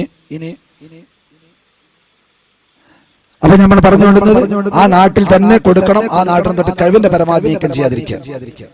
ഇനി പലപ്പോഴും ചോദിക്കാറുള്ള ഇന്നും പലരും ചോദ്യം വന്നിട്ടുണ്ട്, ഉസ്താദേ ഞങ്ങളുടെ മഹല്ലിന് തൊട്ടടുത്തൊരു മഹല്ലിന്റെ അപ്പുറത്തൊരു മഹല്ലാണ്, ആ മഹല്ലിക്ക് കൊടുക്കാൻ പറ്റുമോ? ഇവിടെ മഹല്ലിനെ എല്ലാ പരിഗണന. ചിലപ്പോൾ വലിയൊരു നാടുണ്ടോ, ഉദാഹരണം പറയുകയാണെങ്കിൽ പത്തിപുരത്തിനാകെ സുന്നികൾക്ക് ഒരൊറ്റ മഹല്ലിനെ ഉള്ളൂ, പന്തപ്പള്ളി മഹല്ല്. ചില നാടുകൾ അങ്ങനെ വലിയ വിശാലമായ നാടായിരിക്കും. ആ നാടില് തെക്കേ ഭാഗത്ത് ഒരു പള്ളി ഉണ്ടാകും, അവിടെ ജുമാ കടക്കുന്നുണ്ടാവും, അവിടെ കുറച്ച് ആളുകൾ അവിടെ ഒരു മഹല്ലേറ്റവും തെക്കേ മഹല്ല് അറിയും. ഇപ്പുറത്ത് വേറെ വടക്ക് ഭാഗത്തൊരു പള്ളി ഉണ്ടാവും, അവിടെ വടക്കേ മഹല്ല് ഉണ്ടാവും, അല്ലെ? പടിഞ്ഞാറ് ഭാഗത്ത് പടിഞ്ഞാറ് മഹല്ല് ഉണ്ടാകും. ആ മഹല്ലുകൾക്ക് അതിനൊന്നും പ്രത്യേകിച്ച് പരിഗണന ഇസ്ലാമിലില്ല. അതൊക്കെ ഒരൊറ്റ നാടായിട്ടാണ് ആ നാടിന്റെ അപ്പൊ പിന്നെ അവിടെ വേറൊരു ചർച്ച നടക്കുന്നുണ്ട്. പണ്ഡിതന്മാർ നമ്മളെ ഒരു നാടിന്റെ അതിർത്തിയിലുള്ളത്, ഒരു നാടിന്റെ ഉദാഹരണം പറയാം, ഒരു നാടിന്റെ അതിർത്തി ഒരു തോടാന്നൊക്കെ, ഈ തോടിന്റെ ഇക്കറുള്ള ആള് തൊട്ടപ്പുറത്തുണ്ട്, അല്ലെങ്കിൽ റോഡൊക്കെ ആയിരിക്കും, അല്ലെ? റോഡുണ്ടാവും ചിലപ്പോ രണ്ട് നാടിന്റെ അതിർത്തിയായിട്ട്. ഇപ്പൊ ഞങ്ങളെ പത്തുപുരത്തിന്റെ കാരക്കുന്നിന്റെ ഇടയ്ക്ക് ചെറിയ ഒരു തോടിന്റെ വ്യത്യാസമുണ്ട്. ഇന്ന് ആ കാരക്കുന്നിന്റെ ഇങ്ങേ ഭാഗത്തുള്ള ആളുകളൊക്കെ പത്തുപുരത്ത് പന്തപ്പള്ളി മഹല്ലിൽപ്പെട്ട ആളുകളാണ്. അങ്ങനെയാണ് എങ്കിൽ അവിടേക്ക് സക്കാത്ത് കൊടുത്താൽ പറ്റുമോ? ഷാഫി മതപര പ്രബലമായ പ്രകാരം പറ്റില്ല. കാരണം അതൊരു മറ്റൊരു നാടാണ്. തൊട്ടടുത്ത അയൽവാസിയാണെങ്കിലും ശരി, അവർക്ക് കൊടുത്താൽ പറ്റില്ല എന്ന് തന്നെയാണ്. അവിടെയും ബഹുമാനപ്പെട്ട മഹാന്മാരായ ഒരുപാട് പണ്ഡിതന്മാര് സയ്യിദ് ബസരി തങ്ങൾ തന്നെ അവിടെയും അഭിപ്രായം പറയുന്നുണ്ട്. അല്ല, അയൽവാസികളാകുന്ന സമയത്ത് അവിടെ പരിഗണിക്കാം, അത് നഖ്ലു സക്കാത്തിൽ പെടുകയില്ല എന്ന്. അപ്പോ അവിടെ ഈ പണ്ഡിതന്മാരെ ആരെങ്കിലൊക്കെ പിടിച്ചിട്ട് തൽക്കാലം നമ്മൾ അങ്ങനത്തെ സാഹചര്യം ഉണ്ടെങ്കിൽ അങ്ങനെ കൊടുക്കുക. കഴിവിന്റെ പരമാവധി ഏതായാലും ഷാഫി മതപര പ്രബലമായ അഭിപ്രായ പ്രകാരം തന്നെ കാര്യങ്ങളൊക്കെ നടക്കാൻ വേണ്ടിയിട്ട് നമ്മൾ ഇത് തന്നെ ശ്രദ്ധിക്കുക. എന്ത് നാട്ടിൽ ഉള്ള ആ നാട്ടിന്റെ അതിർത്തിയിൽപ്പെട്ട സ്ഥലത്ത് തന്നെ എന്ത് ചെയ്യണം, കൊടുക്കാൻ വേണ്ടിയിട്ട് നമ്മൾ എന്ത് ചെയ്യണം, ശ്രമിക്കണം. നമ്മൾ ഒരിക്കലും മറ്റൊരു നാട്ടിലേക്ക് നീക്കം ചെയ്യാതിരിക്കാനാണ് നമ്മൾ കഴിവിന് പരമാവധി ശ്രദ്ധിക്കേണ്ടത്. ഇനി കൊടുക്കേണ്ടത് എങ്ങനെയായിരിക്കണം കൊടുക്കേണ്ടത്? കൊടുക്കുന്ന സമയത്ത് നിയ്യത്ത് ചെയ്യണം. നമ്മള് എന്താ നിയ്യത്ത് ചെയ്യേണ്ടത്? ഇത് എന്റെ ഫിത്ർ സക്കാത്താണ് നിയ്യത്ത് ചെയ്യണം. ഇതെന്റെ നിർബന്ധമായ ഫിത്ർ സക്കാത്താണെന്ന് പറയേണ്ട ആവശ്യമില്ല. കാരണം എന്തുകൊണ്ട്? ഫിത്ർ സക്കാത്ത് നിർബന്ധമേ ഉള്ളൂ. സർ, പിന്നെ നിർബന്ധം എന്ന് പ്രത്യേകിച്ച് പറയേണ്ട ആവശ്യമില്ല. ഇതെന്റെ ഫിത്ർ സക്കാത്താണെന്നല്ല നിയ്യത്ത് വെച്ചുകൊണ്ട് നമ്മൾ കൊടുക്കുക. അത് ആ നിയ്യത്തിന് എപ്പോഴാണ് ചെയ്യേണ്ടത്? നിയ്യത്ത് എപ്പോൾ ചെയ്യണം? നമ്മൾ അങ്ങാടിയിൽ നിന്ന് അരി വാങ്ങിക്കൊണ്ടിരുമ്പോ സക്കാത്ത് എടുക്കാനുള്ള അരിയാണ് വിചാരിച്ച് വാങ്ങിക്കൊണ്ടെന്ന് പിന്നെ ഇന്ന് അങ്ങനെ അളന്നു കൊടുത്ത് ഓരോ ആളുകൾ വന്നപ്പോ മതിയൂല. അതുപോരാ. മറിച്ച് ഒന്നുകിൽ സക്കാത്തിന്റെ അരി നമ്മളിങ്ങോട്ട് മാറ്റി വെച്ച് അളന്നിങ്ങനെ വെച്ച്, ഉദാഹരണം പറയാണ്, നമ്മുടെ വീട്ടില് ഒരു 3 അംഗങ്ങളുണ്ട്, ഓരോരുത്തർക്ക് ഓരോ സായ് വീതം നമ്മളിങ്ങനെ അളന്നിങ്ങനെ വെച്ച് അളന്ന് മാറ്റി വെച്ച് ഈ മാറ്റി വെച്ചതൊക്കെ ഫിത്ർ സക്കാത്താവും. ഓക്കെ, ഇനി അതിന് അങ്ങനെ ആളുകൾ വരുമ്പോൾ കൊടുക്കാം. അളന്ന് വെച്ചതിന് ശേഷം. അതല്ലാതെ കുറെ അരിയും സാധനങ്ങളൊക്കെ പാടും നമ്മളിങ്ങനെ ആകുമ്പോ കടയിൽ നിന്ന് വാങ്ങിക്കൊണ്ടുമ്പോ നമ്മൾ പറഞ്ഞു ഫിത്ർ സക്കാത്ത് കൊടുക്കാണ്ട് ഫിത്ർ അരി കൊടുക്കാനുള്ള അരിയാണെന്ന് പറഞ്ഞ് കുറെ നമ്മൾ വാങ്ങിക്കൊണ്ടുവന്നു. അത് ഫിത്ർ സക്കാത്തിന് ആവശ്യമുള്ളൂ, അതിന്റെ അപ്പുറമുള്ള ഒക്കെ ഉണ്ടാവും. അതേസമയം നമ്മൾ അവിടുന്ന് വാങ്ങുമ്പോ തന്നെ കറക്റ്റ് ചെയ്തിട്ട് അളന്നിട്ടാണ് ഒരു സോയ് ഇതിന്റെ ഉമ്മാക്കുള്ളത്, ഒരു സോയ് ഇതിന്റെ വാപ്പാക്കുള്ളത്, ഒരു സോയ് എനിക്കുള്ളത് എന്നിങ്ങനെ വീട്ടിൽ 5-6 ആളുകൾക്കുള്ളതൊക്കെ നമ്മളിങ്ങനെ പറഞ്ഞു വാങ്ങി അത് തൂക്കി അതിന്റെ വില കൊടുത്ത് എന്നിട്ട് നമ്മൾ പറഞ്ഞു ഇത് ഫിത്ർ സക്കാത്താകുന്നു. മതി. അറുതെ സക്കാത്തിന്റെ കറക്റ്റ് അളന്ന് റെഡിയാക്കിയതാണ്. ഇതിന് ഓരോരുത്തർക്ക് കൊടുക്കുമ്പോൾ ഫിത്ർ സക്കാത്തിന്റെ പ്രത്യേകിച്ച് നമ്മൾ നിയ്യത്ത് വെച്ചോളുന്നില്ല. ഇല്ല എങ്കിൽ നമ്മൾ ഓരോരുത്തർക്ക് അളന്നിട്ട് നമ്മൾ കൊടുക്കുന്ന സമയത്ത് നിയ്യത്ത്. അപ്പൊ ഒന്നുകിൽ ഈ ആളുകൾക്ക് അവകാശികൾക്ക് കൊടുക്കുന്ന സമയത്ത് നിയ്യത്തക്കണം, ഇല്ലെങ്കിൽ ഈ അരി നമ്മൾ മാറ്റി വെക്കുന്ന സമയത്ത് നമ്മൾ നിയ്യത്തക്കണം. ഇനി ഞാൻ നേരത്തെ പറഞ്ഞ നഖ്ലു സക്കാത്തിന് നീക്കം ചെയ്യാൻ പറ്റുമോ? അവിടെ ഒരു വിഷയം കൂടി ഞാൻ പറയാൻ വിട്ടുപോയി. അഥവാ നഖ്ലു സക്കാത്ത് നീക്കം ചെയ്യുന്ന പറയുമ്പോൾ എപ്പോഴേ വരിക? അത് നമ്മൾ അങ്ങോട്ട് കൊണ്ടുപോയി കൊടുക്കുമ്പോഴാണ്. അതേസമയം ആ നാട്ടിലെ ആള് ഇങ്ങോട്ട് നമ്മുടെ നാട്ടിൽ ഉദാഹരണം പറയാം, എന്റെ വീട്ടിലേക്ക് തൊട്ടടുത്ത നാട്ടുകാരനായ ഒരാൾ വന്നു, മറ്റേ നാട്ടുകാരനായ ആൾ എന്റെ വീട്ടിലേക്ക് വന്നപ്പോ ഞാൻ എന്ത് ചെയ്തു? ഈ ഫിത്ർ സക്കാത്ത് അരി എടുത്തിട്ട് അദ്ദേഹത്തിന് കൊടുത്തു. അങ്ങനെയാണെങ്കിൽ അത് പ്രശ്നമല്ല, അത് നഖ്ലു സക്കാത്തിന്റെ കൂട്ടത്തിൽപ്പെടുകയില്ല. അത് ഷാഫി മത പ്രകാരം തന്നെ പ്രബലമായ രൂപത്തിൽ തന്നെ വേറെ മാറ്റത്തെ ആളാണ് നമ്മളെ നാട്ടിൽ. ഉദാഹരണം പറയാം, ഇന്നത്തെ മഗ്‌രിബിന് ശേഷം ഒരാളിപ്പോ മഞ്ചേരിയുള്ള ഒരാൾ എന്റെ വീട്ടിലുള്ള എന്റെ വീട്ടിലേക്ക് ഞാൻ എന്ത് ചെയ്തു? ഫിത്ർ സക്കാത്തിന്റെ അരി എടുത്തിട്ട് അയാളെ കയ്യിൽ എന്ത് ചെയ്തു? കൊടുത്തു. അങ്ങനെയാണെങ്കിൽ അത് കുഴപ്പമില്ല. ഇനി അയാൾ വന്നിട്ടില്ല, അയാൾ വേറെ ആളെ പറഞ്ഞേച്ചു, അങ്ങനെണ്ടാവും. അപ്പൊ ഇന്റെ സക്കാത്തിന്റെ അരി മിസ്ബാഹിന്റെ അടുത്ത് വാങ്ങിക്കൊണ്ടിരുന്നെന്ന് പറഞ്ഞിട്ട് ഒരാള് അയാൾ പറഞ്ഞയച്ചു. അതിന് ആ നാട്ടിലായാലും വേണ്ടില്ല, ഈ നാട്ടിലെ ആളായാലും വേണ്ടില്ല, അയാള് വക്കീലാണ്. അപ്പൊ നമ്മൾ എന്ത് ചെയ്തു? അയാൾക്ക് കൊടുത്തയച്ചു. അങ്ങനെയാണെങ്കിലും നഖ്ലു സക്കാത്ത് വരില്ല, പ്രശ്നമില്ല. അതേസമയം ഞാൻ എന്റെ സക്കാത്ത് എടുത്തിട്ട് ഒരാളോട് പറയാണ്, മുറിയാറെ വിളിച്ചിട്ട് മുറിയാറെ അരി അങ്ങോട്ട് കൊണ്ടുപോയി കൊടുക്കണേ വീട്ടില്, എന്നാൽ അതെന്തായാലും ഒരിക്കലും പാടില്ല. അത് നഖ്ലു സക്കാത്തിന്റെ കൂട്ടത്തിൽ പഠിച്ചു. അപ്പൊ നമ്മുടെ വക്കീലായ ആളുകളോ കൊണ്ടുപോകാൻ പാടില്ല. അവരോ അവരുടെ വക്കീലന്മാരായ ആളുകളോ ഇവിടുന്ന് വാങ്ങിക്കൊണ്ടുപോകുന്നത് നഖ്ലു സക്കാത്തിൽ പെടുകയില്ല. അത് കുഴപ്പമില്ല. ഇത്രയുമാണ് എന്റെ ഓർമ്മയിൽപ്പെട്ട കാര്യങ്ങളൊക്കെ ഞാൻ പറഞ്ഞിട്ടുണ്ട്. ഇനി സംശയമുള്ളതൊക്കെ ഉണ്ടെങ്കിൽ ആർക്കെങ്കിലൊക്കെ സംശയം പറ്റുള്ളത് പ്രത്യേകിച്ച് ചോദിക്കാൻ വെച്ചിട്ടുണ്ടെങ്കിലൊക്കെ എന്ത് ചെയ്യാവുന്ന ചോദിക്കാവുന്നതാണ്. നിയ്യത്ത് വെക്കേണ്ടത് അത് ആര് വെക്കണം? ഇത് നമ്മൾ അളന്നിങ്ങ് ഞാൻ നേരത്തെ പറഞ്ഞല്ലോ, ഓരോരുത്തരുടെയും അരി നമ്മളിങ്ങനെ അളന്ന് വെച്ചു. ഉമ്മാന്റെ അളന്ന് വെച്ചു, ഉപ്പാന്റെ അളന്ന് വെച്ചു, അങ്ങനെ എല്ലാവരും അളന്ന് വെച്ചു. ഇങ്ങനെ അളന്ന് വെക്കുമ്പോ ഇതാരാണ് നിയ്യത്ത് വെക്കേണ്ടത്? ഓരോ വ്യക്തികളും കൊടുക്കണം. അത് വേണ്ട, അത് ചെറിയ കുട്ടികളൊക്കെ സക്കാത്ത് നമ്മളെ കൊടുക്കണ്ടേ? അത് നമ്മൾ തന്നെയല്ലേ അവിടെ നിയ്യത്ത് വെക്കേണ്ടത്. അപ്പൊ ആരാണോ സക്കാത്ത് കൊടുക്കുന്ന ആള് അയാള് ഉദാഹരണം പറയാം, എന്റെ വീട്ടിലെ സക്കാത്ത് എന്റെ ഭാര്യന്റെ മക്കളുടെ ഒക്കെ സക്കാത്ത് കൊടുക്കുന്ന ആള് ഞാനാണ്. അപ്പൊ ഞാനാണ് നിയ്യത്ത് വെക്കേണ്ടത്. അത് ഭാര്യ നിയ്യത്ത് വെച്ച പോരാ. ഭാര്യ നിയത്തിച്ച പോരാ, ഉമ്മ നിയത്തിച്ച പോരാ. ആരെ ഉമ്മാന്റെ സക്കാത്ത് കൊടുക്കുന്നത് ഞാനാണ്, ഭാര്യയുടെ സക്കാത്ത് കൊടുക്കുന്നത് ഞാനാണ്. ഇല്ലെങ്കിൽ പിന്നെ ഞാൻ ഭാര്യയെ ഏൽപ്പിക്കണം. എന്ത് അവകാശികൾ വരുമ്പോ നീയത്ത് വെച്ചിട്ട് നീ എന്ത് സക്കാത്ത് കൊടുത്തോ എന്ന് പറഞ്ഞ് നീയത്ത് വെക്കാനും കൂടി നമ്മൾ എന്ത് ചെയ്യണം, ഭാര്യയെ ഏൽപ്പിക്കണം, അല്ലെ ഉമ്മയെ ഏൽപ്പിക്കണം. എന്നിട്ട് അവർ നീയത്ത് വെച്ചുകൊണ്ട് എന്ത് കൊടുക്കാം. അപ്പോ കൊടുക്കൽ നിർബന്ധമായ ആളാരാണോ അവരാണ് നീയത്ത് വെക്കേണ്ടത്. ഇല്ലെങ്കിൽ അവർ ഏൽപ്പിക്കുന്ന ആളാണ് നീയത്ത് വെക്കേണ്ടത്. ഇനി എന്തെങ്കിലും സംശയം കണ്ടെങ്കിൽ ചോദിക്കാം. ഇനി അങ്ങനെ ഒന്നുണ്ട്, സക്കാത്ത് കൊടുക്കേണ്ട സമയം ഞാൻ പറഞ്ഞു. നിർബന്ധമാകുന്നത് ഇന്നത്തെ മഗ്‌രിബോടുകൂടെയാണ് നിർബന്ധമാകുന്നത്. നാളത്തെ മഗ്‌രിബ് വരെയാണ് സമയം. എന്നാൽ റമദാൻ 1 മുതൽ തന്നെ കൊടുക്കാൻ അനുവദനീയമാണ്. അങ്ങനെ ആവുമ്പോ ശ്രദ്ധിക്കേണ്ട കുറച്ച് വിഷയമുണ്ട്. അപ്പൊ റമദാൻ 1 മുതൽ കൊടുക്കൽ അനുവദനീയമാണ്, കുഴപ്പമില്ലാത്ത സക്കാത്ത് നേരെ പറയാം, സക്കാത്തിനുള്ളിൽ വെച്ച് കൊടുക്കുക. അങ്ങനെ കൊടുക്കുന്ന സമയത്ത് ശ്രദ്ധിക്കേണ്ട ഒരൊറ്റ വിഷയമുള്ളൂ. എന്ത്, ഈ സക്കാത്ത് നിർബന്ധമാകുന്ന സമയത്തും അയാൾ സക്കാത്തിന്റെ അവകാശിയായിട്ട് ജീവിച്ചിരിപ്പുള്ള ആളായിരിക്കണം. അപ്പൊ ഒന്നുകിൽ ഞാൻ സക്കാത്ത് കൊടുത്തു, നാട്ടിലൊരു പാവപ്പെട്ട ആൾക്ക് സക്കാത്ത് കൊടുത്തതായിരുന്നു, അയാൾക്ക് റമദാൻ എല്ലാവരും കൂടി ഇങ്ങനെ സക്കാത്ത് സ്വത്തിന്റെ മറ്റുള്ളതിന്റെ ഒക്കെ പാടെ സക്കാത്ത് കൊണ്ടുപോയി കൊടുത്ത് റമദാൻ ലാസ്റ്റ് ആയപ്പോ അയാളൊരു സമ്പന്നനായി മാറി. എന്നാൽ ആ സക്കാത്ത് വീടുകയില്ല. അപ്പൊ പിന്നെ നമ്മൾ വേറെ സക്കാത്ത് കൊടുക്കേണ്ടി വരും. അപ്പൊ കൊടുത്ത സക്കാത്ത് അവന്റെ അടുത്ത് തിരിച്ചു വാങ്ങാൻ പറ്റുമോ? ആണല്ലോ ചിന്തിക്കുക, അല്ലെ? നമ്മൾ വേറെ സക്കാത്ത് കൊടുക്കണം, നമ്മളെ സക്കാത്ത് വിടണമെങ്കിൽ നമ്മൾ വേറെ സക്കാത്ത് കൊടുക്കണം. എന്നാൽ അത് സക്കാത്ത്, കൊടുത്ത സക്കാത്ത് ഇങ്ങോട്ട് തിരിച്ചു വാങ്ങാൻ പറ്റുമോ? അവിടെ മഹാന്മാരായ പണ്ഡിതന്മാർ അഭിപ്രായ വ്യത്യാസമുണ്ട്. ചിലർ പറഞ്ഞ എന്താ, ഇതിന്റെ ഫിത്ർ സക്കാത്ത് ആണെന്ന് പറഞ്ഞിട്ടാണ് അവന് കൊടുത്തത്. കൊടുക്കുന്ന സമയത്താണ് പറഞ്ഞിട്ടുണ്ട് ഇതിന്റെ ഫിത്ർ സക്കാത്താണോ എന്ന് പറഞ്ഞിട്ടാണ് കൊടുത്തത്. അങ്ങനെയാണ് എങ്കിൽ അത് തിരിച്ചു വാങ്ങാം. കാരണം അവന് സക്കാത്തിന് അവകാശമില്ല എന്ന് ഓനെ മനസ്സിലായല്ലോ. അതേസമയം അങ്ങനെ പറഞ്ഞിട്ടില്ലെങ്കിൽ വാങ്ങാൻ പറ്റൂല എന്ന് ചില പണ്ഡിതന്മാർ പറയുന്നത്.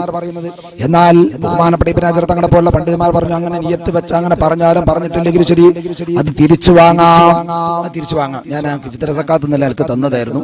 ഇപ്പൊ മുതലാളിയായ റമദാൻ കഴിഞ്ഞ് ഇതപ്പോ ഇന്നത്തെ സൂര്യാസ്തമിച്ചപ്പോ തന്നെ മുതലാളിയായിട്ടുണ്ട്. അതുകൊണ്ട് അത് ഫിത്ർ സക്കാത്ത് എന്ന നിലക്ക് എനിക്ക് തന്നായിരുന്നു, അത് ഇങ്ങോട്ട് തിരിച്ചു തന്നളാ എന്ന് പറഞ്ഞ് തിരിച്ചു വാങ്ങാം. അപ്പൊ ഇനി അയാൾ ആ അരി ഉപയോഗപ്പെടുത്തിയിട്ടുണ്ടെങ്കിലോ ഉണ്ടാവല്ലോ, ആ അരി അങ്ങനെ തന്നെ ഉണ്ടെങ്കിൽ അരി അങ്ങനെ തന്നെ അവന് കൊടുക്കണം. ഇനി ആ അരി അവൻ ഭക്ഷണം വെച്ച് തീർന്നിട്ടുണ്ട്, അങ്ങനെയാണെങ്കിൽ അതിന്റെ മിഥില് എന്തരിയാണോ കൊടുത്ത് അതിനോട് തുല്യമായ അരി അവൻ ഇങ്ങോട്ട് വാങ്ങി കൊടുക്കണം.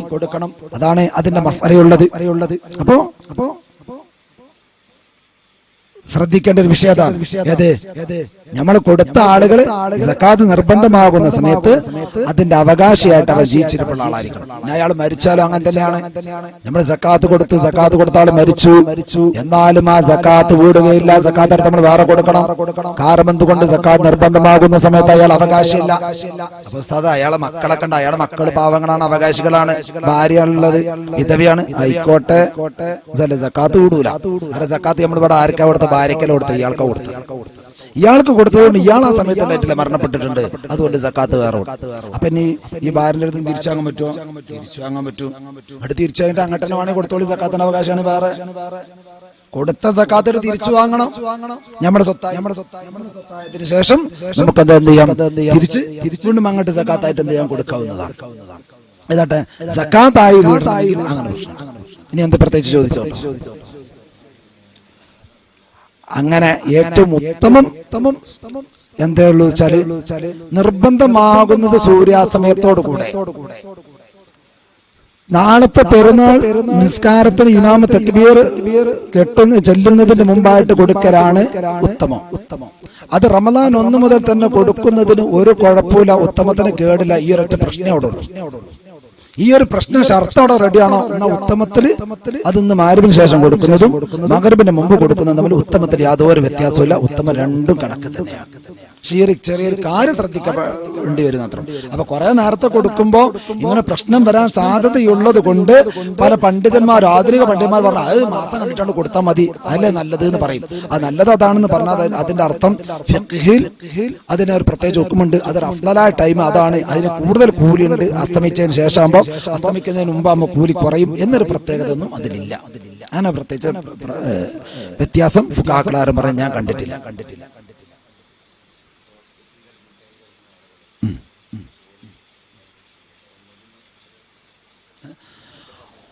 ഹോസ്പിറ്റലിൽ അഡ്മിറ്റ് ആയിട്ട് കിടക്കുന്ന ആളുകള് അവരുടെ സക്കാത്ത് ആ ഹോസ്പിറ്റൽ എവിടെയാണോ ഉള്ളത് അവിടെ വെച്ച് കൊടുക്കണം. സൂര്യാസ്തമയത്തിന്റെ സമയത്ത് ഒരാൾ ഉദാഹരണം മഞ്ചേരി മെഡിക്കൽ കോളേജിലുള്ളത്, അയാളുടെ ഫിത്ർ സക്കാത്ത് മഞ്ചേരി പരിസരത്തായിരിക്കണം കൊടുക്കേണ്ട. നാട്ടിൽ കൊടുത്താൽ പറ്റൂല ഷാഫി മദ്ഹബിന്റെ പ്രബലമായ അഭിപ്രായ പ്രകാരം. എന്നാൽ നമുക്ക് അവിടെ അവകാശികളെ കണ്ടെത്തി കൊടുക്കാൻ പ്രയാസമാണ്, വിഷമമുണ്ട്. അങ്ങനത്തെ സാഹചര്യത്തിൽ ബഹുമാനപ്പെട്ട രണ്ടാം ഷാഫി എന്ന പേരിൽ അറിയപ്പെട്ട ബഹുമാനപ്പെട്ട ഇമാം നബി തങ്ങളുടെ അഭിപ്രായം പിടിച്ചുകൊണ്ട് നമുക്ക് നാട്ടിൽ കൊടുക്കാവുന്നതാണ്. എന്ന് മാത്രമല്ല, നമ്മുടെ നാട്ടിലോ അയൽവാസികളിലോ സക്കാത്തിന് അവകാശപ്പെട്ട ആളുകൾ, അത്യാവശ്യമുള്ള ആളുകളുണ്ട്, വളരെ നമ്മുടെ സക്കാത്തിനെ പ്രതീക്ഷിച്ചുകൊണ്ടിരിക്കുന്ന ആളുകളുണ്ട്. അങ്ങനെയെങ്കിൽ ഇമാം നബി തങ്ങളുടെ വാക്കെടുത്തുകൊണ്ട് ചെയ്യൽ നല്ല കാര്യമാണെന്ന് വരെ നമ്മുടെ പല പണ്ഡിതന്മാരും പറഞ്ഞിട്ടുണ്ട്. അത് സത്തിന്റെ സക്കാത്തിന്റെ അവിടെ ഉണ്ട്. ധാർമ്മ ഗൾഫിൽ നല്ല ബിസിനസ് നടക്കുന്നുണ്ട്, കച്ചവടം നടക്കുന്നുണ്ട്. ഗൾഫിലേക്കാൾ കൂടുതൽ സക്കാത്തിന്റെ അവകാശികളുണ്ട്, തൊട്ടടുത്ത അയൽവാസികളുണ്ട്, കുടുംബങ്ങളിലുണ്ട്. അവരൊക്കെ എന്റെ സക്കാത്തിനെ പ്രതീക്ഷ നിൽക്കുന്നവരാണ്. അങ്ങനെയെങ്കിൽ നബി ഇമാമിന്റെ വാക്കെടുത്തുകൊണ്ട് നാട്ടിൽ കൊടുക്കൽ നല്ലതാണെന്ന് വരെ പല പണ്ഡിതന്മാരും പറഞ്ഞിട്ടുണ്ട്. അപ്പൊ അതുകൊണ്ട് തന്നെ അങ്ങനത്തെ കുടുങ്ങിയ സമയത്തൊക്കെ നമ്മുടെ മതബിൽപ്പെട്ട വേറെ മതബൊന്നല്ലല്ലോ, നമ്മുടെ മതബിൽപ്പെട്ടത് തന്നെയാണ് ബഹുമാനപ്പെട്ട ഇമാം നബി തങ്ങള്. എന്ന് മാത്രമല്ല, നമ്മുടെ മതബിൽ വളരെ പ്രാധാന്യം കൊടുക്കപ്പെടുന്ന വാക്കാണ് ബഹുമാനപ്പെട്ട ഇമാം നബി തങ്ങളുടെ വാക്ക്. ആ നബി ഇമാമിന്റെ വാക്ക് ഉപയോഗപ്പെടുത്തിക്കൊണ്ട് നമ്മൾ മദ്ഹബ് മാറുന്ന പ്രശ്നങ്ങളൊന്നും അവിടെ വരുന്നില്ല. അതുകൊണ്ട് തൽക്കാലം നമുക്ക് എന്ത് ചെയ്യണം, അത് നബി ഇമാമിന്റെ വാക്ക് പിടിച്ചുകൊണ്ട് ചെയ്യാവുന്നതാണ്. ഗൾഫിലുള്ള ഹോസ്പിറ്റലിലെ ആളുകൾക്ക് അവിടെ കണ്ടെത്താൻ പ്രയാസമായിരിക്കും. ഞാൻ നേരത്തെ പറഞ്ഞവർ മഞ്ചേരിയിലേക്ക് അല്ലെങ്കിൽ അങ്ങാടിയിലേക്ക് സാധനങ്ങൾക്ക് വാങ്ങാൻ പോയ ആളുകൾക്ക് ഇനി പറഞ്ഞ അവിടെ സക്കാത്തിന്റെ അവകാശങ്ങൾ കണ്ടെത്തി കൊടുക്കാൻ പ്രയാസമായിരിക്കും. അപ്പൊ അങ്ങനത്തെ സമയത്ത് നബി ഇമാമിന്റെ വാക്ക് പിടിച്ചുകൊണ്ട് നമുക്ക് നാട്ടിലേക്ക് കൊടുക്കാം. എന്നാലും നമ്മൾ കഴിവിന്റെ പരമാവധി അസ്തമയത്തിന്റെ സമയത്ത് നമ്മുടെ നാട്ടിൽ തന്നെ ഉണ്ടാവാൻ വേണ്ടി ശ്രമിക്കുക. എന്നാ പിന്നെ ഈ ഒരു വെല്ലടങ്ങാറൊന്നും അവിടെ വരൂലല്ലോ. അതാണ് ഞാൻ നേരത്തെ പറഞ്ഞത്. അൽഹംദുലില്ലാ. അപ്പോ പിന്നെ മറ്റൊരു ഡൗട്ട്, എല്ലാവരുടെയും ഡൗട്ട്, സക്കാത്തിന്റെ അരി കിട്ടിയ അരിയിൽ നിന്ന് ആ അരി എടുത്തിട്ട് മറ്റുള്ളവർക്ക് കൊടുക്കാൻ പറ്റും എന്നുള്ളതാണ് അടുത്ത ഒരുപാട് വരുന്ന മറ്റൊരു ചോദ്യം. അത് കൊടുക്കാൻ പറ്റും. എനിക്ക് സക്കാത്തിന്റെ അരി, ഞാൻ ഉദാഹരണം ഞാൻ സക്കാത്തിന്റെ അവകാശിയാണ്. എനിക്ക് കുറച്ച് സക്കാത്തിന്റെ അരി എന്തെങ്കിലും പലരും വന്നിട്ടുണ്ട്. അത് എന്റെ കയ്യിലെത്തിയോടെ എന്റെ അരിയായി. അതെടുത്തിട്ട് എനിക്ക് സക്കാത്തും കൊടുക്കാം, അത് വിറ്റ് കാശാക്കാം, വേറെ ആർക്കും സ്വതം കൊടുക്കാം, എന്തും ചെയ്യാം. ഇനി വേറെ നടക്കുന്നു. ഉദാഹരണം പറയുകയാണെങ്കിൽ എന്റെ തൊട്ടടുത്തൊരു അയൽവാസിയുണ്ട്, അയാളും മിസ്കീനാണ്, ഞാനും മിസ്കീനാണ്. രണ്ടാണ് സക്കാത്തിന്റെ അവകാശികളാകുന്ന സമയത്ത് ഞാൻ എന്റെ സക്കാത്ത് അയാൾ കൊടുത്തു. മറ്റേ 2.5 അടങ്ങായി അതാ ഒരു സഹായം ഞാൻ എന്ത് ചെയ്ത് അങ്ങോട്ട് കൊടുത്തു. അതന്നെ അയാൾ ആ അരി എന്നെ പറ്റുമോ? എന്നാലും പറ്റും. കാരണം എന്തുകൊണ്ട് ഞാൻ അയാൾക്ക് അത് കൊടുത്തു, അതോടുകൂടെ അയാളുടെ സ്വത്തായി മാറി. ഇനി അയാൾ എന്ത് ചെയ്യാണ്, അത് എനിക്ക് ഇങ്ങോട്ട് സക്കാത്തായിട്ട് ഇങ്ങോട്ട് തരികയാണ്. അങ്ങനെയാണെങ്കിലും സക്കാത്ത്. അപ്പൊ ഞാൻ കൊടുത്ത അതേ അരി തന്നെയാണ് ഇങ്ങോട്ട് തരുന്നത്. എന്നാലും ശരി, അത് സക്കാത്തായിട്ട് കൊടുത്തു.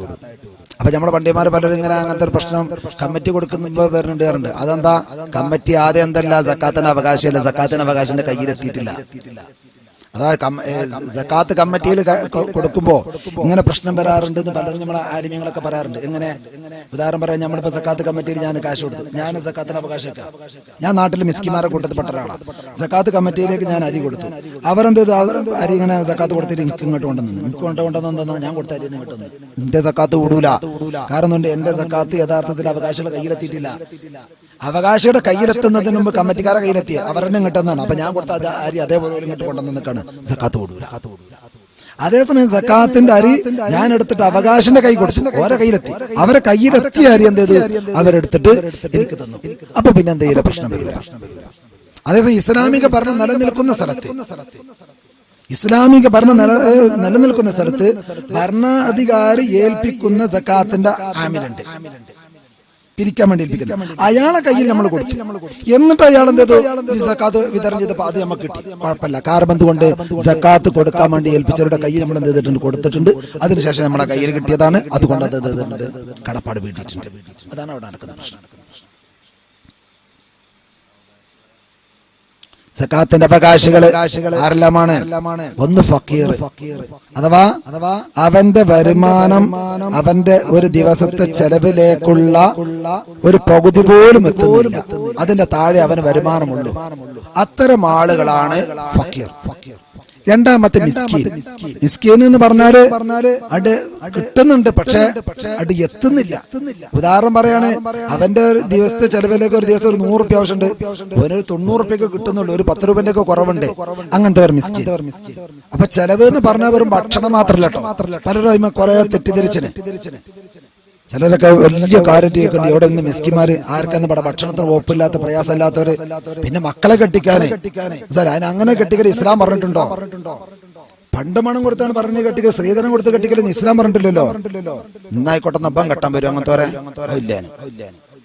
ഇന്നൊരു മക്കളെ കെട്ടിക്കണമെങ്കിൽ പണ്ടം പണം കൊടുക്കണം, അത് അവന്റെ ആവശ്യമാണ്. ഇനി വീട് ഓരോരുത്തരുടെ അനുയോജ്യമായ വീട്, ഓരോ ഫാമിലിന്റെ നിലവാരം ഉണ്ടാവില്ല, ആ നിലവാരത്തിനനുസരിച്ചുള്ള വീട്. അതൊന്നും ഒരിക്കലും ദൂരത്തെന്ന് പറഞ്ഞൂടാ. ചിലരൊക്കെ പറയുന്നത് വലിയ വീടല്ല വെച്ചിന്, അത് വലിയ വീട് പറഞ്ഞാൽ വലിയ വീട് വെക്കണ്ട. അങ്ങനത്തെ ഒരു കുടുംബത്തിൽ പെട്ടവനാണ് അവനോ വലിയ വീട് വെക്കണം. അത് ദൂരത്തുനിന്ന് ഇസ്ലാം ഒരിക്കലും അതിനെപ്പറ്റി ദൂരത്തുനിന്ന് പറഞ്ഞിട്ടില്ല. അത് അനാവശ്യമായിട്ട് ഇസ്ലാം പഠിപ്പിച്ചിട്ടില്ല. അതേസമയം ആവശ്യത്തിന്റെ അപ്പുറം ഉണ്ടാക്കുമ്പോഴാണ് കുറെ അനാവശ്യമായ ദൂർത്തടിക്കലാണ് ഇസ്ലാമിൽ പറഞ്ഞത്. അപ്പൊ അങ്ങനത്തെ ഒരു അവനോട് ചോദിച്ചൊരു വീട് വെക്കാൻ വേണ്ടിയിട്ട് അവന് പൈസ ഇല്ല, അവൻ മിസ്കീന്മാരുടെ കൂട്ടത്തിൽ പെടും. സക്കാത്തിന്റെ അവകാശിയാണ്. മകളെ കെട്ടിക്കാൻ പണത്തിന് ആവശ്യമുണ്ട്, പണമില്ല. സക്കാത്തിന്റെ അവകാശിയാണ്, മിസ്കീനാണ്. ഒരാൾക്ക് മറ്റേ ഓപ്പറേഷൻ ഉണ്ട്, രോഗമുണ്ട്, ഓപ്പറേഷന് ഒരുപാട് പൈസക്ക് ആവശ്യമുണ്ട്, ആ പൈസ അവന്റെ കയ്യിലില്ല, അവൻ സക്കാത്തിന്റെ അവകാശിയാണ്. പിന്നെ കച്ചവട ബിസിനസ് ഒക്കെ ഉണ്ട്. വിചാരിച്ചിട്ട് ഒരാൾക്ക് കപ്പലുണ്ടെങ്കിൽ വരെ മിസ്കീനാവുന്നതാണ് ഫത്മിയിൽ പറഞ്ഞത് അല്ലേ? വിശുദ്ധമായ ഖുർആനിലെ സൂറത്തുൽ കഹ്ഫിലെ ഒരു കപ്പലിനെ പറ്റി പറഞ്ഞിട്ടുണ്ടല്ലോ, കാന്തലി മസാക്കീന. ആ കപ്പലിനെ പറ്റി പറഞ്ഞ മിസ്കിമാരുടേതായിരുന്നു കപ്പല്. ഈ ആയത്തിന്റെ തഫ്സീർ എടുത്തുകൊണ്ട് പണ്ഡിതന്മാർ പറയുന്നത് കാണാം, കപ്പലുണ്ടായെന്ന് വിചാരിച്ചിട്ട് മിസ്കീനാവുന്നതിനോട് എതിരല്ല. വലിയ കപ്പലുണ്ടായാലും മിസ്കീനാ, പിന്നെ വലിയ കച്ചവടം ഉണ്ടായാല്. അപ്പൊ അതൊന്നും മിസ്കീനെതിരല്ല. അവരുടെ ആവശ്യങ്ങൾ അതിലൂടെ നടക്കുന്നുണ്ടോ ഇല്ലേ? ആവശ്യങ്ങൾ എന്ന് പറഞ്ഞാൽ തിന്നലും കുടിക്കലും മാത്രമല്ല, അവന്റെ നിലവാരത്തിനോടൊത്ത വീട്, അവന് ഒരു വാഹനം ആവശ്യമാണ്. ഈ വാഹനം അതുകൊണ്ട് ആവശ്യം തന്നെയാണ്. ഓരോരുത്തർക്കും ഓരോ ആവശ്യങ്ങളുണ്ടാവും. പല സ്ഥലത്തേക്ക് യാത്ര പോകേണ്ട ആള്, ഒരു കാർ ആവശ്യം ഉണ്ടാവും, അത് അവന്റെ ആവശ്യമാണ്. അതേസമയം വലിയ പ്രൗഢിയുടെ ഭാഗമായിട്ട് വലിയ കാർ വാങ്ങുക, അത് ആവശ്യമില്ല, അതിന്റെ പ്രൗഢിയാണ്. ആ പ്രൗഢിയുടെ ആവശ്യമില്ലെന്ന് പറയാൻ പറ്റില്ല. ആ ഇസ്ലാമിന്റെ ആവശ്യം. അപ്പൊ ആ ആവശ്യങ്ങൾക്ക് തികയാത്തവരൊക്കെ മിസ്കിമാരാണ്. പിന്നെ കടം കൊണ്ട് വലഞ്ഞവർ എന്ന ഹലാലായ മാർഗത്തിലൂടെ, അനുവദനീയമായ മാർഗത്തിലൂടെ കടം വാങ്ങിയ ആളുകൾ, അത് സ്വന്തം വീട്ടിലെ ചെലവുകൾക്ക് വേണ്ടിയിട്ട്, ഇല്ലേ മകളുടെ മറ്റേ കല്യാണത്തിന് വേണ്ടി കടം വാങ്ങിയവര്, വീട് വെക്കാൻ വേണ്ടി കടം വാങ്ങിയവര് ഒക്കെ അതേസമയം ദൂർത്തടിക്കാൻ വേണ്ടി കടം വാങ്ങി. വീട് അത്യാവശ്യം പറ്റിയ വീടുണ്ടെങ്കിൽ ആ വീടൊന്നും കൂടി മേലൊക്കെ എടുക്കണം എന്ന് വിചാരിച്ചിട്ട്, ഇല്ലേ വീടിന് മുന്നിലൊക്കെ എന്നെ കട്ട വധിക്കണം, അതിന് കുറച്ച് പൈസ ആവശ്യം, അതിന് കടം വാങ്ങി. അതൊന്നും പറ്റൂല. അതൊക്കെ ആവശ്യത്തിന്. അപ്പൊ ആവശ്യത്തിന് വേണ്ടി വലിയ ജനങ്ങളുടെ ഇടയിൽ എന്റെ പ്രശ്നം കണ്ടായപ്പോ മസ്ലാത്തിന്റെ ആവശ്യത്തിന് വേണ്ടി കടം വാങ്ങി, അല്ലെ പൊതു ആവശ്യത്തിന് വേണ്ടിയിട്ട്. ഉദാഹരണം പറയുകയാണെങ്കിൽ മഅദനി സാഹിബിന് എന്ത് ചെയ്തു, ജയിലടക്കപ്പെട്ടു. അവർ അതിൽ നിന്ന് രക്ഷപ്പെടുത്താൻ വേണ്ടിയിട്ട് എന്ത് ചെയ്തു, കടം വാങ്ങിയ ഒരാള്. അതല്ലേ? അങ്ങനെയാണെങ്കിൽ സക്കാത്ത്. അതേസമയം ഒരാൾ സ്വന്തം പോക്കറ്റിൽ നിന്ന് പൈസ എടുത്തിട്ടൊക്കെ ചെയ്ത് എന്നിട്ട് അയാൾക്ക് സക്കാത്ത് വാങ്ങാം, അത് പറ്റൂല. അപ്പൊ സ്ഥാപനങ്ങൾക്ക് സക്കാത്ത് കൊടുക്കാൻ പറ്റൂല. പള്ളിക്ക് മദ്രസക്ക് സക്കാത്ത് കൊടുത്താൽ പറ്റൂല. ഇത്ര സക്കാത്തല്ല, ഏത് സക്കാത്ത് കൊടുത്താലും വിടൂല പള്ളിക്ക് മദ്രസക്ക് വേണ്ടിട്ട്. അതേസമയം പള്ളിക്ക് മദ്രസക്ക് വേണ്ടിട്ട് ഒരാൾ കടമാണ്. പള്ളിന്റെ സെക്രട്ടറി പള്ളിക്കത്തെ ഉസ്താദ്മാർക്ക് ഒന്ന് ശമ്പളം കൊടുക്കാൻ ഒപ്പില്ലാത്തോണ്ട് സെക്രട്ടറി എന്ത് ചെയ്തു, കടം വാങ്ങി ആൾക്കാരെത്തുന്നു. ഇപ്പൊ കടക്കാരനാണ്. അവന് കടം വാങ്ങിയത് എന്താ? പള്ളിന്റെ ആവശ്യത്തിന്, പൊതു ആവശ്യത്തിന് വേണ്ടിയിട്ടാണ് കടം വാങ്ങിയത്. ആ ആവശ്യത്തിന് വേണ്ടി അവൻ സ്വന്തമായിട്ട് കടം വാങ്ങി, അവന്റെ പേരിൽ കടം വാങ്ങി. ഇപ്പൊ കടം കൊണ്ട് പറഞ്ഞവനാണ്. എന്നാൽ ആ വകുപ്പിന് എന്ത് ചെയ്യാ, അവന് സക്കാത്ത് വാങ്ങാം. ഞാൻ ഓൻ ഇഷ്ടംപോലെ സ്വത്തുണ്ട്, മുതലുണ്ട് ഇവിടെ, ആയിക്കോട്ടെ, എന്നാലും സക്കാത്ത് വാങ്ങാം. സെക്രട്ടറിക്ക് ഇവിടെ കോടീശ്വരനാണ്, കോടിക്കണക്കിന് സ്വത്തുണ്ട്. പക്ഷെ ഓമയുടെ കടം വാങ്ങി എന്തിനു വേണ്ടി? പള്ളിയുടെ ആവശ്യത്തിന് വേണ്ടി, സ്ഥാപനത്തിന്റെ ആവശ്യത്തിന് വേണ്ടി, മദ്രസയുടെ ആവശ്യത്തിന് വേണ്ടി കടം വാങ്ങിയിട്ടുണ്ടെങ്കിൽ, അവന്റെ സ്വന്തം ഉത്തരവാദിത്തത്തിൽ അവന് കടം വാങ്ങിയിട്ടുണ്ടെങ്കിൽ അവൻ കടക്കാരൻ എന്ന നിലക്ക് അവന് സക്കാത്ത് വാങ്ങാം. അത് ഫിത്ർ സക്കാത്തും വാങ്ങാം, മറ്റുള്ള സക്കാത്തും വാങ്ങാം. പക്ഷെ ആ കടം വീട്ടാൻ വേണ്ടിയിട്ടായിരിക്കണം ഉപയോഗിക്കേണ്ടത്. പിന്നെ പുതുസ്ലാമികളായ ആളുകൾ, മുഅല്ലഫത്ത് ഖുലൂബ്, പുതുസ്ലാമികളായ ആളുകൾ, ഇസ്ലാമിലേക്ക് അടുത്ത് കടന്നു വന്ന ആളുകൾ, അത് മുതലാളിമാരാണെങ്കിൽ ശരി, അവർക്ക് എന്തെങ്കിലും സക്കാത്ത് കൊടുക്കാം. പിന്നെ യാത്രക്കാരായ ആളുകൾ, മുസാഫിരീങ്ങളായ ആളുകൾ, അവരിങ്ങനെ ഒരു മുസാഫറായ ആള് പോകുന്നു, നമ്മുടെ നാട്ടിൽ ഇപ്പം അയാൾ ഇവിടെ പെട്ടിട്ടുണ്ട്, അയാൾ ഒരു മുസാഫറായി നിൽക്കണം, എന്നാൽ അയാൾക്ക് എന്ത് ചെയ്യാം, നമുക്ക് സക്കാത്ത് കൊടുക്കാം. പിന്നെ സക്കാത്തിന്റെ അവകാശികള് അള്ളാഹുന്റെ മാർഗത്തിൽ യുദ്ധം ചെയ്യുന്ന യോദ്ധാക്കൾ അവരാണ് മറ്റൊന്ന്. പിന്നെ സക്കാത്ത് പിരിവ് ആമിലീന അലൈഹ, സക്കാത്തിന്റെ ജോലിക്കാരായ ആളുകൾ. അതൊന്നും ഇപ്പൊ ഇന്നത്തെ സാഹചര്യത്തിൽ നമുക്ക് കിട്ടാൻ പ്രയാസമായത് കൊണ്ട് ഈ 5 മറ്റേ അവകാശികളാണ് കൂടുതൽ നമ്മുടെ നാട്ടിലുള്ളത്. അവർ നമ്മൾ കൂടുതൽ പരിഗണിച്ചു കൊടുക്കാവുന്നത്.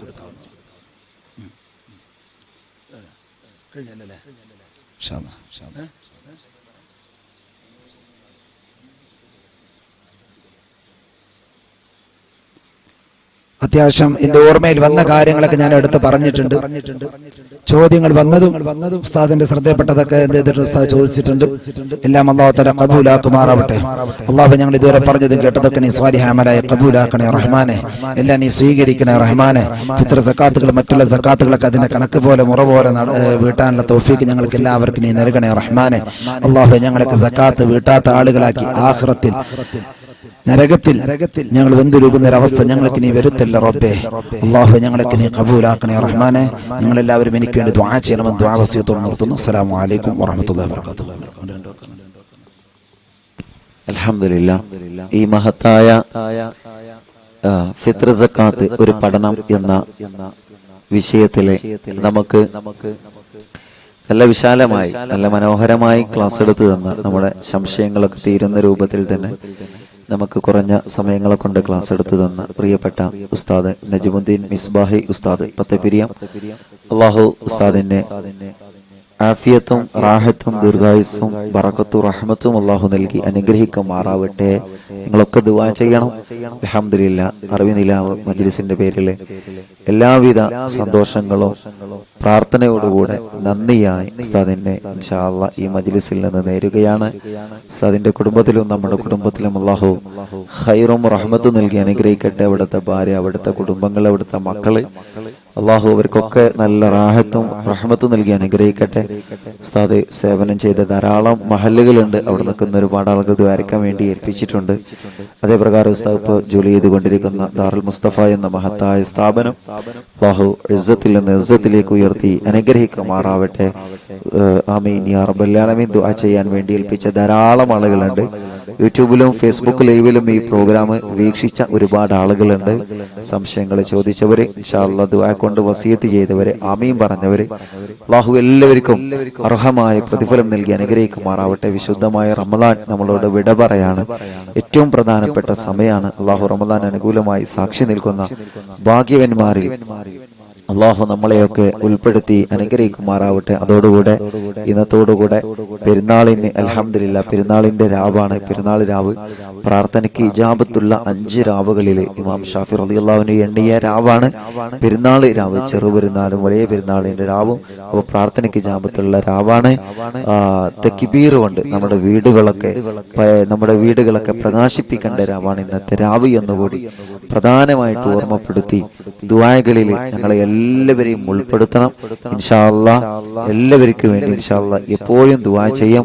അല്ലാഹു നമുക്കൊക്കെ വലിയ ഖൈറ് അല്ലാഹു പ്രദാനം ചെയ്യുമാറാവട്ടെ. ആമീൻ ബിറഹ്മതിക യാ അർഹമർ റഹീമീൻ. ഇപ്പോൾ ദാറുൽ മുസ്തഫ എന്ന മഹത്തായ കോളേജിൽ ദർസ് നടത്തിക്കൊണ്ടിരിക്കുന്ന ഒരുപാട് മുതഅല്ലിമീങ്ങൾക്ക് 60-ലേറെ മുതഅല്ലിമീങ്ങൾക്ക് ഇപ്പോൾ ദർസ് നടത്തിക്കൊണ്ടിരിക്കുന്ന വലിയ ഒരു പണ്ഡിതനാണ് ബഹുമാനപ്പെട്ട മുഹീസുന്ന പുന്മള ഉസ്താദ്. അല്ലാഹു ഉസ്താദ് അവർക്ക് ആഫിയത്ത് നൽകട്ടെ, ദീർഘായുസ്സു നൽകട്ടെ. മഹാനായ ഉസ്താദിന്റെ പ്രഗൽഭ ശിഷ്യന്മാരിൽപ്പെട്ട വലിയ ഒരു ശിഷ്യനായ പണ്ഡിതനാണ് ബഹുമാനപ്പെട്ട നജ്മുദ്ദീൻ മിസ്ബാഹി ഉസ്താദ് അവർക്ക്. അല്ലാഹു റാഹത്ത് നൽകി അനുഗ്രഹിക്കട്ടെ. ആമീൻ യാ റബ്ബൽ ആലമീൻ. കുറെ ആളുകൾ ദുആ വേണ്ടി ഏൽപ്പിച്ചിട്ടുണ്ട്. എല്ലാവർക്കും വേണ്ടി എപ്പോഴും ദുആ ചെയ്യുമെന്ന് ഓർമ്മപ്പെടുത്തി ഇൻഷാ അല്ലാഹ് ഇന്ന് ഈ രാത്രി എന്റെ പ്രിയപ്പെട്ട മുത്തു മുഅ്മിനീങ്ങളെ നമ്മുടെ പൂമ്പാറ്റ കുഞ്ഞു മക്കളുടെ തക്ബീർ രാവ് ഇന്ന് ഇൻഷാ അല്ലാഹ് ഇന്ന് രാത്രി ഉണ്ടായിരിക്കും എന്ന് സ്നേഹത്തോട് ഓർമ്മപ്പെടുത്തി. 8:30 തക്ബീർ രാവ് തുടങ്ങും. എല്ലാവരും പങ്കെടുക്കണമെന്ന് സ്നേഹത്തോട് ഓർമ്മപ്പെടുത്തി. എല്ലാവരോടും ദുആ ചെയ്യണം. ദുആ വസിയത്തോടെ ഇൻഷാ അല്ലാഹ് ഉസ്താദ് പറഞ്ഞതുപോലെ ഫിത്ർ സക്കാത്തിന്റെ വിഷയം എല്ലാവരും പ്രധാനമായിട്ട് ശ്രദ്ധിക്കണം. ഇൻഷാ അല്ലാഹ് അത് നൽകേണ്ടതും ആ നിയ്യത്തിന്റെ വിഷയങ്ങളൊക്കെ വളരെ പ്രധാനമായിട്ട് നമ്മൾ ഇന്ന് അറിഞ്ഞിരിക്കേണ്ട പ്രധാനപ്പെട്ട കാര്യങ്ങളാണെന്ന് നമ്മൾ പറഞ്ഞിട്ടുള്ളത്. ഇൻഷാ അല്ലാഹ് അപ്പോൾ അതൊക്കെ നിങ്ങൾ പഠിക്കുകയും അത് മറ്റുള്ളവർക്ക് പകർന്നു നൽകുകയും ചെയ്യണമെന്ന് ഓർമ്മപ്പെടുത്തി. വസ്സലാമു അലൈക്കും വറഹ്മത്തുള്ളാഹി വബറകാതുഹു. സല്ലല്ലാഹു അലാ മുഹമ്മദ് സല്ലല്ലാഹു അലൈഹി വസല്ലം. സല്ലല്ലാഹു അലാ മുഹമ്മദ് സല്ലല്ലാഹു അലൈഹി വസല്ലം. اللهم صل على محمد يا رب صل عليه وسلم. صل وسلم على جميع الأنبياء المرسلين والحمد لله رب العالمين. والسلام عليكم ورحمة الله تعالى وبركاته.